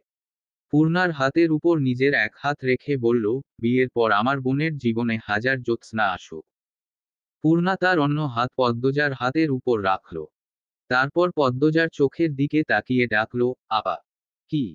তোমাকে কে মেরেছে? কেন মেরেছে? তুমি রাতে কেন কেঁদেছ? পদ্মজা তার হাত সরিয়ে নেয়। চোখ মুখে কাঠিন্য ভাব চলে আসে। কণ্ঠে গাম্ভীর্যতা রেখে পদ্মজা বলল, প্রশ্ন করতে নিষেধ করেছিলাম। পূর্ণা চোখ নামিয়ে বলল, আপা, আমি জানতে চাই। পদ্মজা দাঁড়িয়ে পড়ল। বলল, বাড়ি ফিরে যা। মৃদুলের আম্মা আব্বা আসছে। যখন তোকে প্রয়োজন হবে ডেকে পাঠাবো। তার আগে যেন এই বাড়ির আশেপাশেও না দেখি। পদ্মজা ঘর থেকে বেরিয়ে যেতে উদ্যত হয়। পূর্ণা তার পায়ের উপর থেকে দ্রুত লেপ সরাল। তারপর দৌড়ে পদ্মজার সামনে এসে দাঁড়ালো। অনুরোধ করে বলল, আপা, আপা দোহাই লাগে বলো। আমি তোমার সব কথা শুনি। কিন্তু এইটা শোনা সম্ভব হচ্ছে না। পূর্ণা। পূর্ণা আচমকা পদ্মজার দুই পা জড়িয়ে ধরল। কাঁদো কাঁদো স্বরে বলল, আপা, পায়ে পড়ছি আমাকে সব বলো। তোমার গালের ক্ষত, গলার দাগ আমাকে কষ্ট দিচ্ছে। আমি শান্তি পাচ্ছি না। কে তোমাকে এত কষ্ট দিয়েছে? কে এত বড় দুঃসাহস দেখিয়েছে? আমি তার কলিজা ছিঁড়ব। পূর্ণার চোখের জল পদ্মজার পায়ে পড়ে। পদ্মজা পূর্ণাকে টেনে তুলল। পূর্ণার কাজল নয়ন দুটি জলে টইটুম্বুর। যেন স্বচ্ছ কালো জলের পুকুর। পদ্মজা পূর্ণার চোখের জল মুছে দিয়ে বলল, কাঁদুনি। পূর্ণা পদ্মজাকে জড়িয়ে ধরে। পদ্মজার শরীরে সে মা মা গন্ধ খুঁজে পায়। সেই ছোটবেলা থেকেই পদ্মজা তার জীবন, তার আনন্দ। পদ্মজার গলার কালসিটে দাগটা যেন তারই বুকের আঘাত। রক্তক্ষরণ হচ্ছে ক্ষণে ক্ষণে। পদ্মজা পূর্ণাকে অপেক্ষা করতে বলে নিজের ঘরে যায়। আলমগীরের দেয়া খাম নিয়ে ফিরে আসে। দরজা বন্ধ করে পূর্ণাকে নিয়ে বিছানার উপর বসল। এরপর বলল, আমি জানি, আমার বোন বড় হয়েছে। সেই সাথে ধৈর্য, গানও বেড়েছে। আমি একটা কারণেই তোকে সব জানাবো, যাতে সাবধান থাকতে পারিস। আমি চাই, সব জানার পর তুই নিজে থেকে কোনো সিদ্ধান্ত নিবি না। আমি যেভাবে বলবো, সেভাবে চলবি। রাজি? পূর্ণা বুঝতে পারছে সে ভয়াবহ কিছু জানতে চলেছে। উত্তেজনায় তার গায়ের পশম দাঁড়িয়ে পড়েছে। পূর্ণা বলল, রাজি। পদ্মজা হাতের খামটা পূর্ণার দিকে বাড়িয়ে দিয়ে বলল, তিনটে চিঠি আছে। তিনটাই আলমগীর ভাইয়ার লেখা। আমি গতকাল পড়েছি। মন দিয়ে পড়বি। অনেক কিছু জানতে পারবি। আর যতটুকু বাকি আছে আমি বলবো। পূর্ণা প্রবল আগ্রহ নিয়ে খাম খুলে তিনটে চিঠি বের করল। পদ্মজার কথা মতো প্রথম একটা চিঠির ভাঁজ খুলল। বোন পদ্মজা, সালাম নিও। তোমার প্রতি কৃতজ্ঞতার শেষ নেই আমার। সেদিনের রাতে তোমার আগমন আমার জীবনে নিয়ে এসেছে আনন্দ। পৌঁছে দিয়েছে আলোর জগতে। যে জগতে বাঁচার জন্য পিছনের প্রতিটি মুহূর্ত অসহনীয় যন্ত্রণায় কাটিয়েছি। জানি না এত পাপ করার পরও করুণাময় কেন আমার প্রতি এত উদার হলেন। তিনি চেয়েছিলেন বলেই তুমি ফেরেশতার মতো হাজির হয়েছিলে। বাঁচিয়েছিলে আমাকে আর রুম্পাকে। যখন তুমি এই চিঠি পড়ছো, তখন তোমার অবস্থা কি আমি জানি না। হয়তো সব জেনে গিয়েছো, নয়তো এখনো অন্ধকারে ডুবে আছো। যদি অন্ধকারে ডুবে থাকো তাহলে আমি তোমাকে আলোর সন্ধান দেব। সব জানার পর সিদ্ধান্ত তোমার। চিঠিটা বোধহয় বড় হয়ে যাবে। এক পৃষ্ঠাতে হবে না। ধৈর্য ধরে সবটুকু পড়ো। আমি তোমাকে একটা তিক্ত দীর্ঘ গল্প শোনাবো। গল্পটার কেন্দ্রবিন্দু আমির হলেও জড়িয়ে আছি অনেকেই। যখন আমিরের জন্ম হয় কাকি আম্মার পর সবচেয়ে বেশি খুশি হই আমি। কাকি আম্মা বড় দুঃখী ছিলেন। কাকা মারধর করতেন খুব। নিজ চোখে কাকি আম্মাকে বিবস্ত্র করে মারতে দেখেছি। আমার ছোট মন লজ্জায় মিলিয়ে গিয়েছিল। লুকিয়ে কেঁদেছিলাম। কিন্তু কাকা বা আব্বা কাউকে একটুও মায়া দেখাতে দেখিনি, লজ্জা পেতে দেখেনি। তাদের চোখে মুখে সর্বক্ষণ হিংস্রতা ছিল। আমি খুব ভয় পেতাম আব্বাকে। ভীতু ছিলাম। আমার কাছে আমার আব্বা কাকাই ছিল ভূত রাক্ষস। আমার আম্মা সবসময় পাথরের মতো নিশ্চুপ। তার অনুভূতি অসার। কাকি আম্মা ছিলেন আমার মা। তিনি বহুবার আমাকে বুকে জড়িয়ে ধরে একটা ছেলের জন্য আক্ষেপ করেছেন। কাকি আম্মা বলতেন, সেই ছেলে এসে নাকি কাকি আম্মার সব দুঃখ ঘুচে দিবে। যখন সেই ছেলেটা এলো আমি অনেক খুশি হই। এবার বুঝি কাকি আম্মার কষ্ট কমবে। কাকি আম্মা বলেছিলেন, আমির হবে পুলিশ। সব অন্যায়কারীকে শাস্তি দিবে আর আমি হব শিক্ষক। শুধু কাকি আম্মার না, আমারও ইচ্ছে ছিল আমি শিক্ষক হব। ছোট ছোট বাচ্চাদের পড়াবো। সব বাচ্চাদের আদর্শ হব। সবাই দেখে সালাম দিবে, সম্মান করবে। সারাক্ষণ হাতে একটা বই নিয়ে হাঁটব। এই স্বপ্ন নিয়েই পড়তে থাকি স্কুলে। এর মাঝে আব্বা একটা বাচ্চাকে নিয়ে আসে। বলে, সে নাকি আমাদের আরেক ভাই। তার নাম রাখে রিদওয়ান। আমরা 4 ভাই হয়ে যাই। আমি, জাফর, রিদওয়ান, আমির একসাথে এক স্কুলে পড়েছি। রিদওয়ান, আমির এক শ্রেণীর ছিল। ছোট থেকেই আমিরের শরীরে ছিল অবাক করার মতো শক্তি। ওর মেধা ছিল ধারালো। আমরা সবাই ধরেই নিয়েছিলাম আমির পুলিশ হবে। অনেক বড় পুলিশ হবে। পুরো দেশ চিনবে। ঠিক তখনই আমাকে আর জাফরকে দাঁড় করিয়ে দেয়া হয় অভিশপ্ত এক কালো জীবনের সামনে। যে জীবনে টাকা, নারী আর রক্তের খেলা চলে। আমাদের বুঝিয়ে দেয়া হয়, নারী হচ্ছে ভোগের বস্তু। পাতালঘরে বনেদি ঘরের 2-3 জন পুরুষের দেখাও মিলে। তারা দুজন নারীকে আমাদের সামনে কুৎসিতভাবে আঘাত করে। আব্বা কাকা উপভোগ করে সেই দৃশ্য। সেই অসহায় 2 নারীর চিৎকারে কলিজা ছিঁড়ে যায় আমার। আব্বা আর কাকার পায়ে পড়েছি যাতে তাদের ছেড়ে দেয়। কিন্তু ছাড়েনি। রক্ত দেখে জাফর জ্ঞান হারায়। ও রক্ত সহ্য করতে পারত না। রক্তে খুব ভয় ছিল জাফরের। একটা 13 বছরের মেয়েকে বাঁধা অবস্থায় আমার হাতে তুলে দেয়া হয়। আব্বা আমাকে বুঝায়, মেয়েটার সাথে কি করতে হবে। জানতে পারি, বাড়ির পিছনে জঙ্গলে অবস্থিত এই পাতালঘর অনেক বছরের পুরনো। আমাদের বংশের প্রতিটি পুরুষের একমাত্র পেশা পতিতাবৃত্তি ও নারী ধর্ষণ। আমাদের অঢেল সম্পদ পতিতাবৃত্তির টাকায় করা। নারী বিক্রির টাকায় করা। একরকম বাধ্য হয়েই আমাকে অভ্যস্ত করে দেওয়া হয় এই পথে। ঘৃণায় বমি করেছি অনেকবার। ধর্ষণের পর কুড়াল দিয়ে কুপিয়ে হত্যা করা হতো মেয়েগুলোকে। আমার জীবন হয়ে উঠে দুর্বিষহ। তবে ঘরে ফিরে শান্তি লাগত। আমির ছিল সেখানে। আমিরের দুষ্টুমি আমাকে খুব ভাসাতো। আমিরের একটা দোষ ছিল, ও রিদওয়ানকে খুব অত্যাচার করত। দুজনের সম্পর্ক ছিল সাপে নেউলে। সে যাই হোক, আমিরের সঙ্গ ছিল শান্তির। ওর চঞ্চলতা, সাহসিকতা ছিল মুগ্ধ করার মতো। আমার সেই শান্তিও একদিন নষ্ট হয়ে যায়। যেদিন নানাবাড়ি থেকে ফিরে পাতালঘরে প্রবেশ করে রিদওয়ান আর আমিরের উপস্থিতি দেখি। আমির তখন পুরোদমে 15 বছরের একটা মেয়েকে পেটাচ্ছিল। আমিরের চোখে মুখের হিংস্রতা আমাকে অবাক করে দেয়। আমি কিছুতেই মানতে পারছিলাম না, আমার প্রিয় ভাইয়ের এই রূপ, এই জীবন। এর পরের কথাগুলো তোমার জন্য খুব কষ্টের হবে পদ্মজা। দয়া করে প্রাণভরে নিঃশ্বাস নিয়ে আবার পড়া শুরু করো। পূর্ণা থামে। তার শরীর কাঁপছে। অস্বাভাবিকভাবে কাঁপছে। সে ছলছল চোখে পদ্মজার দিকে তাকায়। তার চোখে খুব ভয়, ঘৃণা। সে স্পষ্ট স্বরে উন্মাদের মতো ডাকল, আপাত্রি আপা। পদ্মজা পূর্ণার এক হাত শক্ত করে ধরল। বলল, ভাইয়া আমাকে যা বলেছেন, তাই কর। প্রাণভরে নিঃশ্বাস নে। পূর্ণার চোখ বেয়ে জল গড়িয়ে পড়ে। তার মাথা ভনভন করছে, শরীর যেন নিয়ন্ত্রণ হারিয়ে ফেলছে। সে পদ্মজার এক হাত শক্ত করে ধরে জোরে নিঃশ্বাস নিল। বুকে অপ্রতিরোধ্য তুফান বয়ে যাচ্ছে। আমির তার কাছে আপন বড় ভাই, সম্মানীয় বড় ভাই। এই ব্যথা সহ্য করতে পারবে না সে। পুরো শরীরে তীব্র ব্যথা অনুভূত হচ্ছে। পদ্মজা পূর্ণার মনের অবস্থা টের পাচ্ছে। তার মতো সহ্য শক্তি নেই পূর্ণার। পদ্মজা পূর্ণার হাতের পিঠে চুমু খেয়ে বলল, মন এত ফুরবল হলে কি চলে? পূর্ণা পদ্মজার দিকে তাকালো। পদ্মজা চোখের ইশারায় বাকিটুকু পড়তে বলে।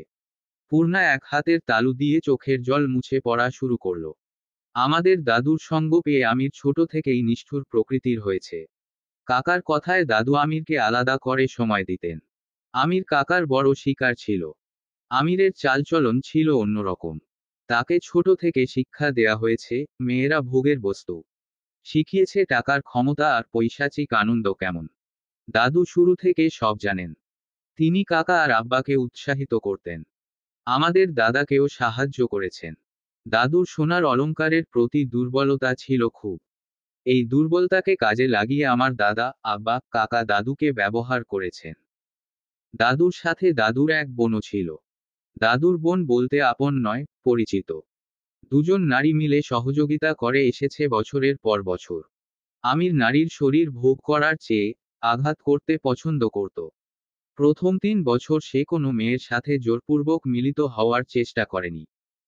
সব সময় প্রতিটি মেয়ের মৃত্যুদণ্ড দেওয়ার দায়িত্ব নিয়েছে। প্রথম প্রথম আমার খারাপ লাগতো, কিন্তু একসময় অভ্যস্ত হওয়ার সাথে উপভোগ করতে থাকি। আমিরের যখন 18 বয়স তখন থেকে সে যৌনতার প্রতি আগ্রহী হয়ে ওঠে। পাশের গ্রামের এক মেয়ের সাথে প্রেমের সম্পর্ক গড়ে তুলে। মেয়েটা দেখতে মিষ্টি ছিল। আমিরকে অন্ধের মতো বিশ্বাস করেছে। বিশ্বাস করে নিজের ইজ্জত সঁপে দিয়েছিল, বিনিময়ে এরপর দিন লাশ হয়ে নদীর ঢেউয়ে ভেসে যেতে হয়েছে। আমিরের নারী আসক্তি তীব্র হয়ে ওঠে, কিন্তু জোরপূর্বক কিছু করতে সে নারাজ। বেছে নেয় ছলনার পথ, প্রতারণার পথ। কতগুলো মেয়েকে সে ঠকিয়ে ভোগ করেছে তার হিসেব নেই আমার কাছে। ঢাকায় পড়তে গিয়ে কারো মাধ্যমে নারী পাচারের সাথে যুক্ত হয়। তারপর আর পিছনে তাকাতে হয়নি। টাকার পাহাড় গড়ে ওঠে। পদ্মজা, তোমার খারাপ লাগবে। তাও বলতে হচ্ছে, তুমি যেমন আমিরের জীবনের প্রথম মেয়ে নও তেমন বউ নও। শহরের সম্ভ্রান্ত পরিবারের সুন্দরী এক মেয়েকে আমির বিয়ে করেছিল। সেই মেয়েটি নিঃসন্দেহে রূপসী ছিল। সে বিয়ের পূর্বে শারীরিক সম্পর্কে আগ্রহী ছিল না বলে আমির তাকে বিয়ের প্রস্তাব দেয়। মেয়েটি তার পরিবারে না জানিয়ে আমিরকে বিয়ে করে। 1 সপ্তাহ পর মেয়েটি যখন আমিরের কাছে তিক্ত হয়ে ওঠে, তখন মৃত্যু মেয়েটির সামনে এসে দাঁড়ায়। মেয়েটির পরিবারের কেউ জানতেও পারেনি তাদের বাড়ির মেয়ের বিয়ে হয়েছিল। আর সে স্বামীর হাতেই মারা গিয়েছে। আমির তীক্ষ্ণ বুদ্ধিসম্পন্ন মানুষ। সে তখনই ঠান্ডা মাথায় পুরো ঘটনার চিহ্ন মুছে দেয়। এটাই কিন্তু ওর একটা বিয়ে নয়। আমির আরেকটা বিয়েও করেছিল, ভিন্ন ধর্মের এক সুন্দরী মেয়েকে। তার বেলায়ও হুবহু ঘটনা ঘটে। সে মেয়ের মৃত্যু আমি নিজ চোখে দেখেছি, কিন্তু কিছু বলিনি। বলতে ইচ্ছে হয়নি। মন বলতে কিছু ছিল না তখন। মেয়েটা মৃত্যুর পূর্বে অবাক হয়ে দেখছিল আমিরকে। সে বোধহয় বিশ্বাস করতে পারছিল না, যাকে ভালোবেসে ঘর ছেড়েছে সে তাকে খুন করছে। আমির কিন্তু খুন করার ঘণ্টাখানেক পরই অন্য মেয়ের সাথে সময় কাটিয়েছে। আমিরের বাড়িগাড়ি সব হয়। যে কোনো নারী আমিরকে নিজের সর্বস্ব বিলিয়ে দিত নির্দ্বিধায়। আমির দেখতে একটু শ্যামলা হলেও ওর কথাবার্তা, চালচলন, চাহনি ছিল আকর্ষণ করার মতো।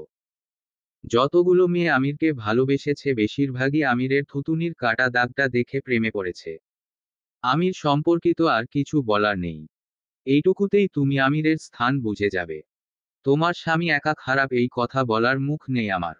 আমি কিছু কম করিনি। তবে আমির কাকির ব্যাপারে ছিল ফুরবল। তার সব সাবধানতা ছিল কাকিকে নিয়ে। কাকি যেন কিছু জানতে না পারেন। আমির ঢাকা থাকার কারণে কাকি কখনো সন্দেহ করেননি। তার আগে সন্দেহ করেছিলেন কিন্তু প্রমাণ পাননি। যেদিন কাকি তোমাকে আর আমিরকে তোমাদের বাড়ি থেকে আনতে গিয়েছিলেন, সেদিন তোমরা আসার পর রাতে কাকি জানতে পারেন আমির অনেক আগে থেকে কাকার সাথে কাজ করছে। এমনকি ঢাকা এই কাজই করে। আমির কাকার সাথে ডিল নিয়ে আলোচনা করছিল। খুব চাপ ছিল মাথার উপর। চিন্তায় আমির অসতর্ক হয়ে যায়। কাকির ঘরেই কাকার সাথে নারী পাচারের বিষয়ে কথা বলছিল। আর কাকিও সব শুনে ফেলেন। তিনি খুব কাঁদেন। রাগে আমিরকে অনেকগুলো থাপ্পড় দেন। আমির কিছু বলেনি। চুপচাপ থাপ্পড় খেয়েছে। কাকি আমিরকে নিষেধ করেন, আমির আর যেন আম্মা না ডাকে। আর যেন দেখা না করে। আমির কাকিকে সামলানোর অনেক চেষ্টা করেছে। পারেনি। কাকির খুব কষ্ট হচ্ছিল। ঘৃণায় আমিরের শার্ট টেনে হিচড়ে ছিঁড়ে ফেলেছেন। কাকির নখের দাগ আমিরের পেটে বুকে হয়তো এখনো আছে। কাকির বেঁচে থাকার সুতোটাই ছিঁড়ে যায়। সারা রাত্রি হাউমাউ করে কেঁদেছেন। অনেকবার কাকিকে সান্ত্বনা দিতে গিয়েছিলাম। কিন্তু সাহস হয়নি। আমি নিজেই তো একটা নিকৃষ্ট মানব। আবার সেদিন রাতে তুমি রুম্পার সাথে ছিলে।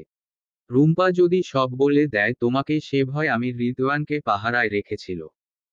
লতিফাকে দিয়ে খাবারে ঔষধ মিশিয়ে দিয়েছিল, যাতে রুম্পা ঘুমিয়ে পড়ে। আমির অনেক ছলচাতুরি করেছে, তুমি যাতে কিছু না জানতে পারো।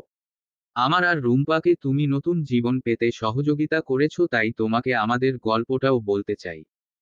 জানি না আর কতদিন বাঁচব। পালিয়ে এসেছি। আমিরের হাত অনেক লম্বা। ওর আমাকে খুঁজে পেতে সময় লাগবে না। বরং অবাক হচ্ছি, এতদিনেও আমির আমাকে খুঁজে পায়নি কেন। রুম্পাকে আমার জন্য কাকা পছন্দ করেছিলেন। বিয়ের প্রথম দিনই বুঝতে পারি, রুম্পা সরল সোজা একটা মেয়ে। রুম্পার সঙ্গ ছিল অনেক শান্তির।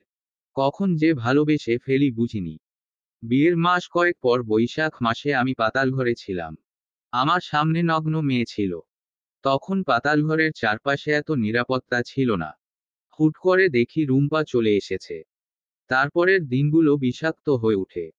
রুম্পাকে রিদওয়ান মারে, আব্বা মারে, কাকা মারে। আমি চুপচাপ মেনে নেই। কিন্তু খুব কষ্ট হতো। নিজের সাথে যুদ্ধ করেছি। নিজের প্রতি ঘৃণা হতো। স্বামী হিসেবে নিজেকে ব্যর্থ লাগতো। রিদওয়ান আমার অজান্তে আমার ভালোবাসার বউকে ধর্ষণ করে। এই খবর ধর্ষণের 1 সপ্তাহ পর শুনেছি। কিন্তু আমি এমনই কাপুরুষ যে রিদওয়ানকে মারতে গিয়ে উল্টো মার খেয়ে চুপ হয়ে গিয়েছি। রুম্পা তেজি মেয়ে ছিল। ওর আগে বারবার বলেছে পুলিশের কাছে যাবে, সব বলে দিবে। তাই রুম্পাকে মারার পরিকল্পনা করা হয়। আমি রুম্পার সাথে লুকিয়ে দেখা করি। ওর পায়ে ধরে ক্ষমা চাই। আর বলি পাগলের ভান ধরে থাকতে। আমি মাঝে মাঝে দেখা করব। রুম্পা তেজি হলেও মৃত্যুকে ভয় পেত খুব। পাগলের ভান ধরে থাকলে বাঁচতে পারবে এই কথা শুনে খুব কাঁদে। আর তাই করে। সে যে এই সুন্দর পৃথিবীতে বাঁচতে চায়। রুম্পার চিৎকার চেঁচামেচি শুনে আব্বা কাকা ধরে নেয় রুম্পার মাথা ঠিক নেই। তবে আমিরের দৃষ্টি ঈগলের মতো। প্রথম দেখাতেই বুঝতে পারে রুম্পা পাগল নয়। মানসিক ভারসাম্য হারায়নি। তাও কেন যেন কাউকে কিছু বলেনি। রুম্পা কিন্তু তখনও জানতো না আমির এই কাজে যুক্ত আছে। আমির আর রুম্পার সম্পর্ক ভাইবোনের মতো ছিল। আমির পরিবারের সাথে সবসময় সহজ সরল থেকেছে। একদম সাধারণ একটা মানুষের মতো। শুরু হয় রুম্পার বন্দি জীবন আর আমার নিঃসঙ্গ রাত। একটা দিনও শান্তিতে ঘুমাতে পারিনি। কাপুরুষ শব্দটা সর্বক্ষণ খুঁড়ে খুঁড়ে খেয়েছে। মাঝে মাঝে লুকিয়ে দেখা করেছি। বুঝতে পেরেছি রুম্পাকে আমি খুব ভালোবাসি। আব্বা, চাচা আর ছোট ভাই আমির এই 3 জনের ভয় এক পাও বাড়ানোর সাহস হয়নি। একজন লোক আমাদের দল ছেড়ে পালিয়েছিল। বিনিময়ে তার নির্মম মৃত্যু হয়েছে। সে ভারত চলে গিয়েছিল। তাও আমির ধরে ফেলেছে। বলতো পদ্মজা, এমন ঘটনা জানার পর আমার মতো কাপুরুষ আর কি বা করত। ধিক্কার আমার নিজের জীবনকে। আমাকে তো কুকুরের খাবার হওয়া উচিত। রুম্পাকে তুমি ঢাকা নিয়ে যেতে চেয়েছিলে, তাই আমির বাবলুকে আদেশ করে রুম্পাকে খুন করতে। আমি এই খবর পেয়ে পালানোর কথা ভাবি। পথে বাবলু আটক করে, তখন তুমি ফেরেশতার মতো হাজির হও। এই ঋণ শোধের উপায় আমার জানা নেই। আর কি বলবো আমি। এখন সিদ্ধান্ত তোমার। তুমি কি করবে? আমি তো সব জানিয়ে দিয়েছি। কিছু কথা না জানালেই নয়। আমির আমার কাছে সবসময় স্বচ্ছ ছিল। কিন্তু তুমি আসার পর আমি তাকে চিনতে পারি না। যখন তোমাদের বিয়ে হয় ভেবেই নিয়েছিলাম কয়দিন পর তোমার লাশও দেখতে হবে। কিন্তু সেটা হয়নি। উল্টা আমির পাল্টে যায়। চারিদিকে কঠোর নিরাপত্তা দেয়া হয়।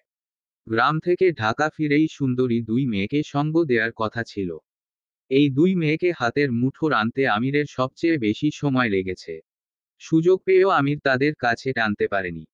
বছরখানেকে বুঝে যাই, আমির সত্যি তোমাকে ভালোবেসেছে।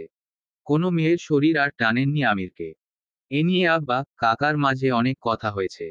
আমির যদি সব ছেড়ে দেয়, আমার মনের কোণে আশা জাগে, আমির এবার আমার মতো অনুভব করবে। এই কালো জগৎকে তার কালোই লাগবে। আমি নিজ চোখে দেখেছি আমিরকে তোমার জন্য ছটফট করতে। তোমার অসুখ হলে সবকিছু ভুলে যেত। তোমার চিন্তায় এক জায়গায় স্থির থাকতে পারতো না। এমনকি ঢাকার বাড়ি সহ আমাদের বাড়িটাও আমির তোমার নামে করে দিয়েছে। আমিরের যত সম্পদ আছে সব তোমার নামে করা। আমিরের কিন্তু নিজস্ব বলতে কিছু নেই। সে নিঃস্ব। এই খবর রিদওয়ান বা আব্বা কাকা কেউ জানে না। কোনো কাকপক্ষীও জানে না। চট্টগ্রাম সমুদ্রের কাছে তোমার জন্য একটা বাংলো বাড়ি বানাচ্ছে। বাড়ি বানানোর টাকা 31টা মেয়ে পাচার করার বিনিময়ে অগ্রিম নিয়েছিল। এখন সেই চাপ মাথায় নিয়ে ঘুরছে। হাতে সময় কম। কিন্তু মেয়ে পাওয়া যাচ্ছে না। আমার জানামতে তুমি ধার্মিক ও পবিত্র একটা মেয়ে। তুমি এত কিছু জানার পর আমিরকে মেনে নিতে পারবে না। তোমার বিবেক তোমাকে সঠিক পথ দেখাবে। আমি যা জানি সব বলেছি। আমির তোমাকে ভালোবাসে এই কথাটা কঠিন সত্য।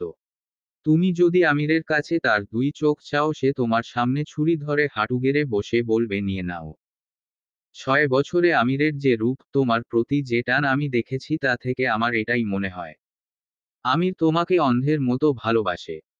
এমন মানুষের মনে এত ভালোবাসা দেওয়ার কোনো উদ্দেশ্য হয়তো সৃষ্টিকর্তার আছে। শুনেছি সৃষ্টিকর্তার সব সৃষ্টি কোনো উদ্দেশ্যে করা। এখন সবটা তোমার সিদ্ধান্ত। আমি এইটুকুও মিথ্যে বলিনি। তুমি বুদ্ধিমতী, একটু চোখ কান খোলা রাখলেই বুঝতে পারবে। যে পদক্ষেপই নাও না কেন সাবধান থেকো। আমিরের চোখ ফাঁকি দিয়ে একটা পক্ষীও উড়ে যেতে পারে না। রুম্পা তোমাকে ভালোবাসা জানিয়েছে। কখনো সুযোগ মিললে আমাদের আবার দেখা হবে। আমার মৃত্যু যে কোনো সময় হয়ে যেতে পারে। রুম্পাকে যদি আবার ওই বাড়িতে নেওয়া হয় তুমি দেখে রেখো। আল্লাহ তোমার সাথে আছেন। আমার জন্য দোয়া করো। আল্লাহ আমার শাস্তি যেন রুম্পাকে না দেন। আমাকেই যেন দেন। আর আমাকে ক্ষমা করে দেন। আমি অনুতপ্ত। এত বড় চিঠি লিখে অভ্যেস নেই। ভুল হলে ক্ষমা করো। ভালো থেকো বোন। ইতি। আলমগীর। পূর্ণা দুই হাতে মাথা চেপে ধরে। কাঁদতে কাঁদতে তার বুক ভিজে গিয়েছে। সে পদ্মজার দিকে তাকিয়ে বলল, আমার বিশ্বাস হচ্ছে না আপা। আমি বিশ্বাস করতে পারছি না। পদ্মজা পূর্ণাকে জড়িয়ে ধরল। পূর্ণা পদ্মজার বুকে মুখ গুজে ফোপাতে থাকল। পদ্মজা তার সাথে ঘটে যাওয়া সব ঘটনা খুলে বলে। পূর্ণা দুই হাতে শক্ত করে ধরে পদ্মজাকে। তার প্রিয় বোনের এত কষ্ট সে সহ্য করতে পারছে না। পূর্ণা কাঁদতে কাঁদতে বলল, ভাইয়া তোমার আগে আরো দুটো বিয়ে করেছে। এই ব্যথা কিভাবে সহ্য করেছো আপা? পদ্মজা কান্না আটকিয়ে রেখেছিল।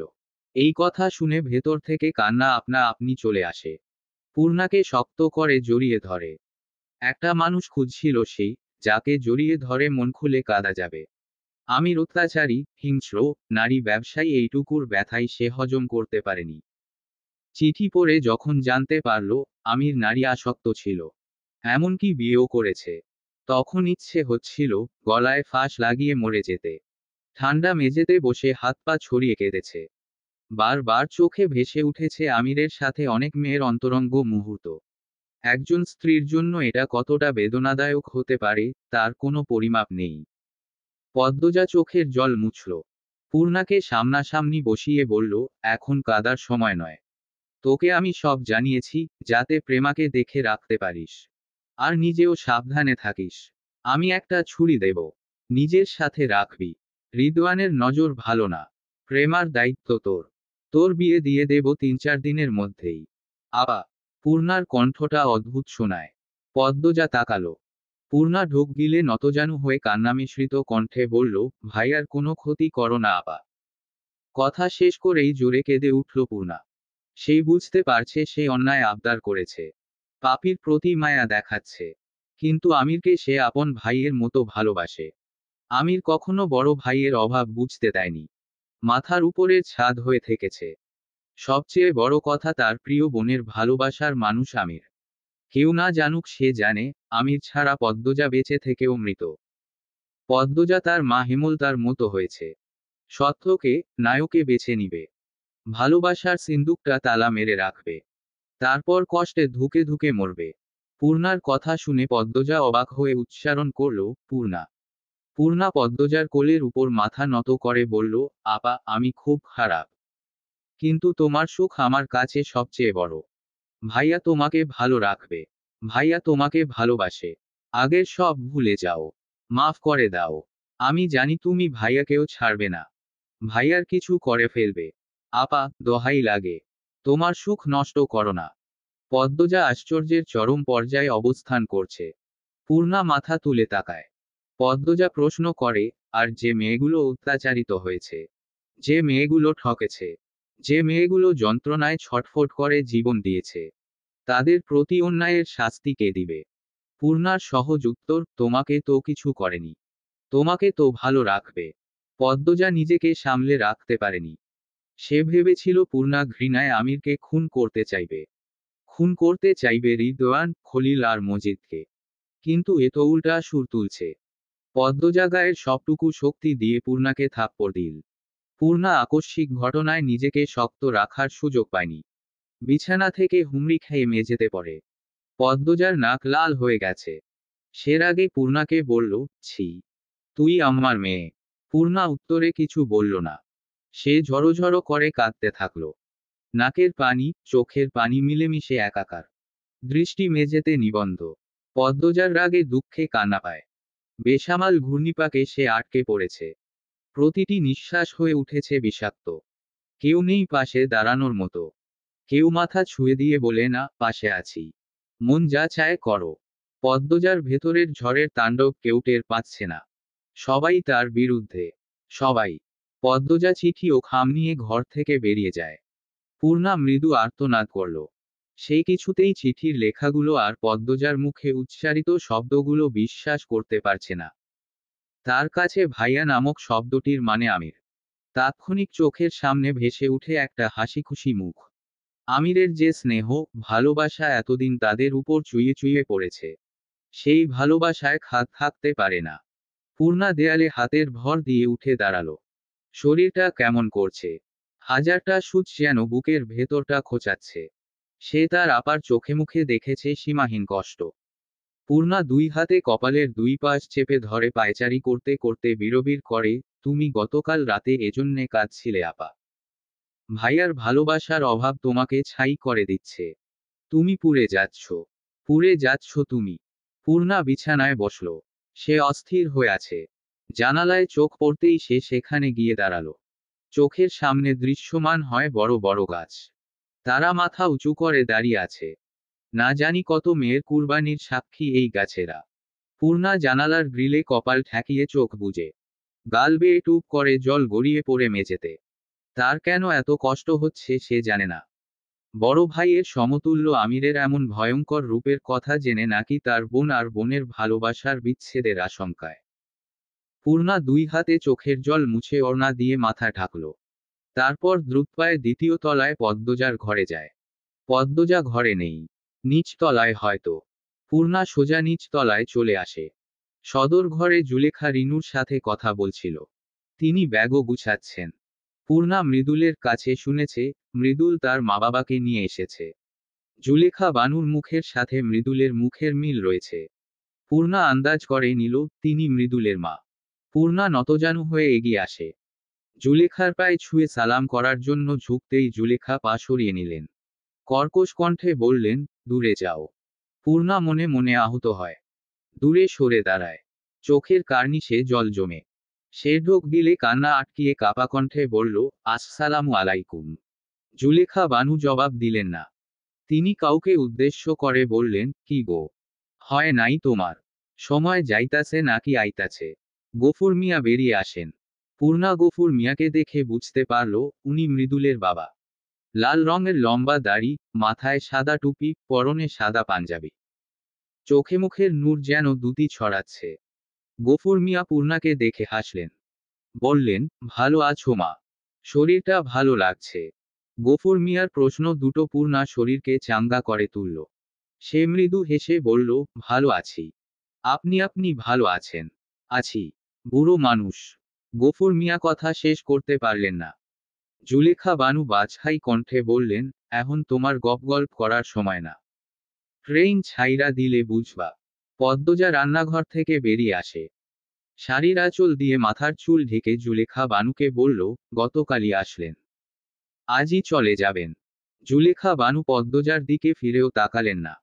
তিনি রিনুকে ধমকের স্বরে বললেন, মৃদুইল্লা কই গেছে? রিনু বলল, বাইরে গেছে। কলপারে গিয়া খবর দেও, ফের আম্মায় ডাকতাছে। রিনু পদ্মজাকে একবার দেখল, তারপর বাইরে গেল। লতিফা সদর ঘর ঝাড়ু দিচ্ছে। সে আর চোখে জুলেখার ব্যবহার দেখছে। তার ইচ্ছে হচ্ছে মহিলাকে ভেজা কাপড়ের মতো মুচড়াতে। জুলেখার এমন ব্যবহারের কারণ পদ্মজা বুঝতে পারছে। তাও প্রশ্ন করল, মনে হচ্ছে আপনি খুব বিরক্ত হয়ে আছেন।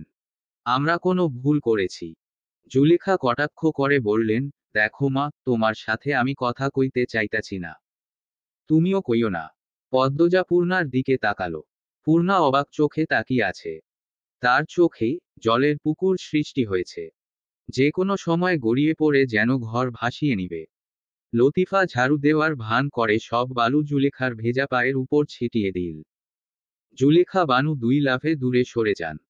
চোখ বড় বড় করে লতিফাকে বললেন, এই ছেড়ি চোখে দেহ না।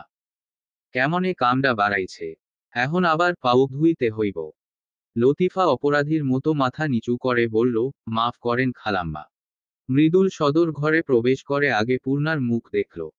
পূর্ণাকে দেখেই ঠোঁটের কোণে হাসি ফুটে উঠে। সেই পূর্ণাকে উদ্দেশ্য করে বলল, পূর্ণা, এখন কেমন লাগতাছে? পূর্ণা গুমোট কণ্ঠে জবাব দিল, ভালো। মৃদুল বলল, লিখন ভাইয়ের খবর নিয়ে আইছি। পদ্মজা সঙ্গে সঙ্গে প্রশ্ন করল, কেমন আছেন উনি? জুলেখা তীক্ষ্ণ চোখে পদ্মজার দিকে তাকান। জুলেখার চাহনি দেখে পদ্মজা অস্বস্তিতে পড়ে যায়। মৃদুল বলল, জানি না ভাবি। খালি জানি, লিখন ভাইরে ঢাকা হাসপাতাল নিয়ে গেছে। পদ্মজা বিড়বিড় করে বলল, আল্লাহ উনাকে সুস্থ করে দিবেন, ইনশাআল্লাহ। পূর্ণার চোখে মুখের গুমোট ভাবটা স্পষ্ট। মৃদুল দেখতে পাচ্ছে কিন্তু তার কারণ বুঝতে পারছে না। জুলেখা বানু আদেশের স্বরে মৃদুলকে বললেন, তোর যে কাপড়ডি বাইর করছিলি ব্যাগে ঢুকাইছি।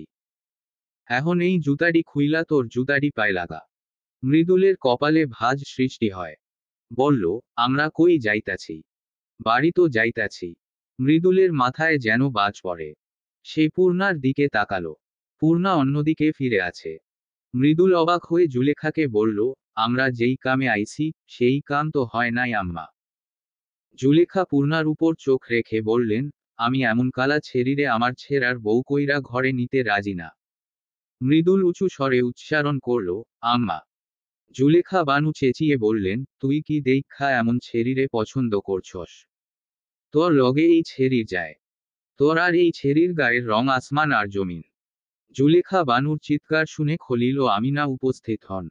অপমানে, লজ্জায় পূর্ণার চোখ ফেটে জল বেরিয়ে আসে। পূর্ণার চোখের জল পদ্মজা হজম করতে পারছে না। পদ্মজা বলল, আপনি গায়ের রংকে মূল্য দিচ্ছেন কেন? ছেলে মেয়ে দুজন দুজনকে ভালোবাসে। ভালোবাসাটাকে মূল্য দিন। জুলেখা বানুর মেজাজ শুধু খারাপের দিকেই যাচ্ছে। তিনি বললেন, আমার ছেঁড়ার মতো সোনার টুকরা এমন কয়লারে কোনোদিনও পছন্দ করব না। এই ছেড়ি তাবিজ করছে, কালা জাদু করছে আমার ছেঁড়ার উপর। আমার ছেঁড়ারে আমি বরহাট্টার হুজুরের কাছে লইয়া যাইয়াম। জাদু দিয়া বেশিদিন ধইরা রাখন যায় না। এইটা তুমি আর তোমার বইনে মনে রাইখো। মৃদুল চিৎকার করে উঠল, আম্মা, কি সব আবোলতাবোল কইতাছেন? আপনি পূর্ণারে কষ্ট দিতাছেন। জুলেখা কেঁদে দিলেন। কাঁদতে কাঁদতে বললেন, আমার কষ্ট নাই। আমি কত আশা কইরা আছিলাম আমার ছেঁড়ার বউ আমি পছন্দ কইরা ঘরে আনাম। পরীর মতো বউ আনাম। কিন্তু তুই এমন কালা ছেড়িরে পছন্দ কইরা রাখছস। 10 মাস 10 দিন তো রেপেটে রাখছি। আর এখন তুই এই ছেড়ির লাইগ্গা গলা উঁচা কথাও কইতাছস। পদ্মজা জুলেখাকে বুঝাতে চাইল, আপনি অকারণে কাঁদছেন। দেখুন, তুমি চুপ থাকো। তোমার বইনের তো গত্রের রং কালা। আর তোমার তো চরিত্রই কালা। নষ্টা মাইয়া মানুষের মতো জামাই রাইখা অন্য ছেঁড়ার লগে সম্পর্ক রাখছ। এমন চরিত্রহীন ছেড়ি মানুষের বইনরে আমার বংশে নিয়া কি ইজ্জতে কালি লাগামু? পূর্ণার তোত্তারা রোগটা সক্রিয় হয়ে ওঠে। সে জুলেখার সামনে এসে আঙুল শাসিয়ে বলল, আমি সব সহ্য করব, কিন্তু আমার আপাকে কিছু বললে আমি সহ্য করব না। পূর্ণার আঙুল শাসিয়ে কথা বলাটা জুলেখা হজম করতে পারলেন না। কত বড় সাহস! মিয়া বংশের বড় বউকে শাসিয়ে কথা বলছে। জুলেখা তেলেবেগুনে জ্বলে উঠে বললেন, কইলজাটা বেশি বড়। এই ছেড়ি কারে আঙুল দেহাইতাছ তুমি? তোমার বইনে যে নষ্টা পুরা গেরামে জানে। সত্য কইতে আমি ডরাই না। মৃদুল ক্ষেপে যায়। সে জুলেখার পিছনে গিয়ে দাঁড়ালো আর বলল, আম্মা, আপনি কিন্তু বাড়াবাড়ি করতাছেন। জুলেখা পিছনে ঘুরেই মৃদুলকে কষে চড় মারলেন। বেশ জোরেই শব্দ হয়। গফুর মিয়া জুলেখাকে ধমকালেন, তুমি কি করতাছ? কি কইতাছ? জুলেখা বানু গফুর মিয়াকে উদ্দেশ্য করে বললেন, কিয়ামত নাইমা আইলেও এমন নষ্টার কালি বইনরে আমার ঘরের ঝিও করতাম না। পূর্ণার শিরায় শিরায় ক্রোধ ছড়িয়ে পড়ে। সে টেবিলে এক হাত রেখে কিরমির করে বলল, আরেকবার নষ্টা কথা উচ্চারণ করলে আমি আপনার জিভ পুড়িয়ে দেব। উপস্থিত সবাই পূর্ণার দিকে চমকে তাকায়। মৃদলও অবাক হয়। পদ্মজা পূর্ণার এক হাত টেনে ধরে, কিন্তু পূর্ণাকে নাড়ানো যায় না। সে বড় বড় চোখ করে জুলেখার দিকে তাকিয়ে আছে। জুলেখার আগে বিস্ময় কিংকর্তব্যবিমূঢ় হয়ে যায়। তিনি ক্রোধের ভার নিতে পারছেন না। টেবিলে জোরে জোরে 3টা থাপ্পড় দিয়ে 3বার বললেন, নষ্টার বইন, নষ্টার বইন, নষ্টার বইন। কেউ কিছু বুঝে ওঠার পূর্বে পূর্ণা টেবিলের উপর থাকা জগ হাতে তুলে নিল। তারপর জগের সবটুকু পানি জুলেখার মুখের উপর ছুঁড়ে মারল। আকস্মিক ঘটনায় সবার চোখ মার্বেলের মতো হয়ে যায়। সাথে সাথে পদ্মজা পূর্ণাকে বিরতিহীনভাবে থাপড়ানো শুরু করল। পূর্ণা 2 হাতে নিজেকে রক্ষা করার চেষ্টা করে। রাগে, দুঃখে সে কাঁদছে। পদ্মজার চোখ ভর্তি জল। সেই পূর্ণাকে বলল, এটা কি করলি তুই? তোকে এই শিক্ষা দিয়েছি। আর কত জ্বালাবি আমাকে? লতিফা পূর্ণাকে বাঁচাতে দৌড়ে আসে। জুলেখা বিস্ফোরিত নয়নে তাকিয়ে আছেন। অপমানে তার আত্মহত্যা করতে ইচ্ছে হচ্ছে। তিনি মৃদুলের দিকে তাকালেন। মৃদুলের চোখে মুখে অসহায়ত্ব প্রকাশ পাচ্ছে। তার অনুভূতিগুলো থমকে গেছে। জুলেখার চোখে জল চিকচিক করছে। তিনি চোখের জল মুছে বললেন, থাক এইখানে, বাড়ি ফেইরা আমার কবর দেখবি তুই। মৃদুল তার মাকে খুব ভালোবাসে। জুলেখার চোখের জল তার হৃৎপিণ্ডকে জ্বালিয়ে দেয়। জুলেখা ব্যাগ হাতে নিয়ে বেরিয়ে যান। পিছন পিছন গফুর মিয়াও গেলেন।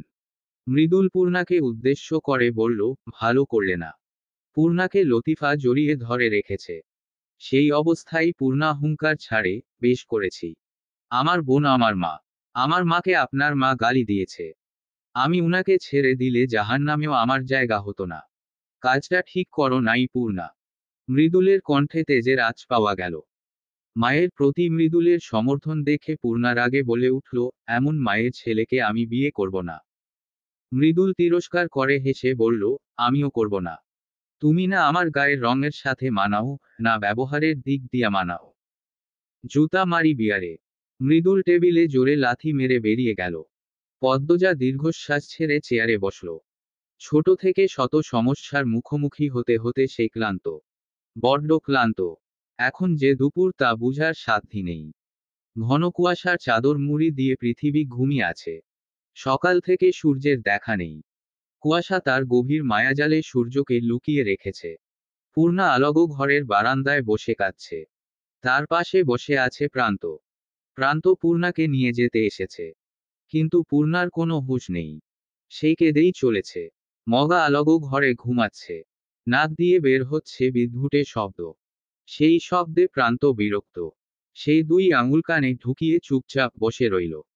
পূর্ণা হাঁটুর উপর থুতুনি রেখে সুপারি গাছগুলোর দিকে তাকিয়ে আছে। তার চোখ বেয়ে টুপটুপ বৃষ্টি বর্ষণ হচ্ছে। বুকের জ্বালাপোড়া সহ্য করতে পারছে না। মৃদুলের শেষ কথাগুলো তার শরীরের প্রতিটি পোষণকে পুড়িয়ে দিয়েছে। এ ব্যথা সে কথায় লুকোবে। মনের মণিকোঠায় যত্নে রাখা ভালোবাসার মুখের তিক্ত কথা কি সহ্য করা যায়? পূর্ণা নিচের ঠোঁট কামড়ে ধরে। বুকের ভেতর তুফান বয়ে যাচ্ছে। লণ্ডভণ্ড করে দিচ্ছে ফুসফুস, কিডনি, মস্তিষ্ক, সর্বাঙ্গ। পূর্ণার হেঁচকি ওঠে। প্রান্ত চেয়ার ছেড়ে পূর্ণার সামনে এসে দাঁড়ালো। উৎকণ্ঠিত হয়ে বলল, আপা। পূর্ণা তার ডাগর ডাগর চোখ দুটো মেলে প্রান্তর দিকে তাকায়। চোখের দৃষ্টিতে দুঃখের মহাসাগর। পূর্ণা প্রান্তকে শক্ত করে জড়িয়ে ধরে হাউমাউ করে কেঁদে উঠল, ভাই, আল্লাহ আমাদের থেকেই কেন সবকিছু ছিনিয়ে নেন? প্রান্ত পূর্ণার কথার মানে বুঝল না, কিন্তু পূর্ণার কান্না তার হৃদয় ছুঁয়ে যায়। সে পূর্ণার মাথায় হাত বুলিয়ে দিয়ে বলল, আল্লাহ সব ঠিক করে দিবেন আপা। বড় আপা বলে, যা হয় সব ভালোর জন্য হয়। পূর্ণার কান্নার দমকে কিশোর প্রান্ত কেঁপে কেঁপে উঠে। আলগো ঘরের ডান পাশে রিদওয়ান দাঁড়িয়ে আছে। মৃদুল অন্দরমহলে আছে ভেবে সে পাতালঘর থেকে সোজা আলগো ঘরে এসেছে। কিন্তু এসে দেখে এখানে পূর্ণা হাউমাউ করে কাঁদছে। ব্যাপারটা কি? রিদওয়ান আলগো ঘরে আর গেল না। কলপারে রিনুকে দেখা যায়। রিদওয়ান চারপাশ দেখতে দেখতে কলপারে আসে।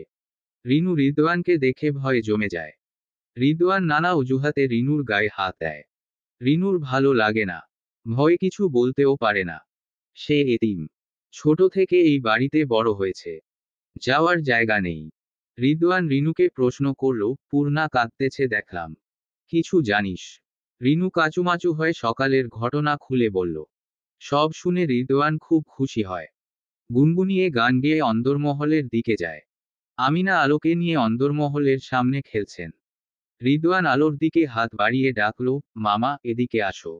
রিদওয়ান আলোকে কোলে নেয়। আমিনা ভারী করুণ ভাবে বলল, আমার রানীরে কি পাউন যাইতো না? রিদওয়ান চিন্তিত ভঙ্গিতে বলল, খোঁজা হচ্ছে। পেয়ে যাব। আলোকে আমিনার কোলে দিয়ে রিদওয়ান সদর ঘরে প্রবেশ করে। রান্নাঘর থেকে পদ্মজার কণ্ঠস্বর ভেসে আসছে। রিদওয়ান সেদিকে যায়। পদ্মজা রিদওয়ানকে দেখে চোখ ফিরিয়ে নিল। কাজে মন দিল। রিদওয়ান পদ্মজার উপর চোখ রেখে কপাল কুঁচকায়। এই মেয়ে এত চুপচাপ আর স্বাভাবিক কেন? সব মেনে নিল নাকি?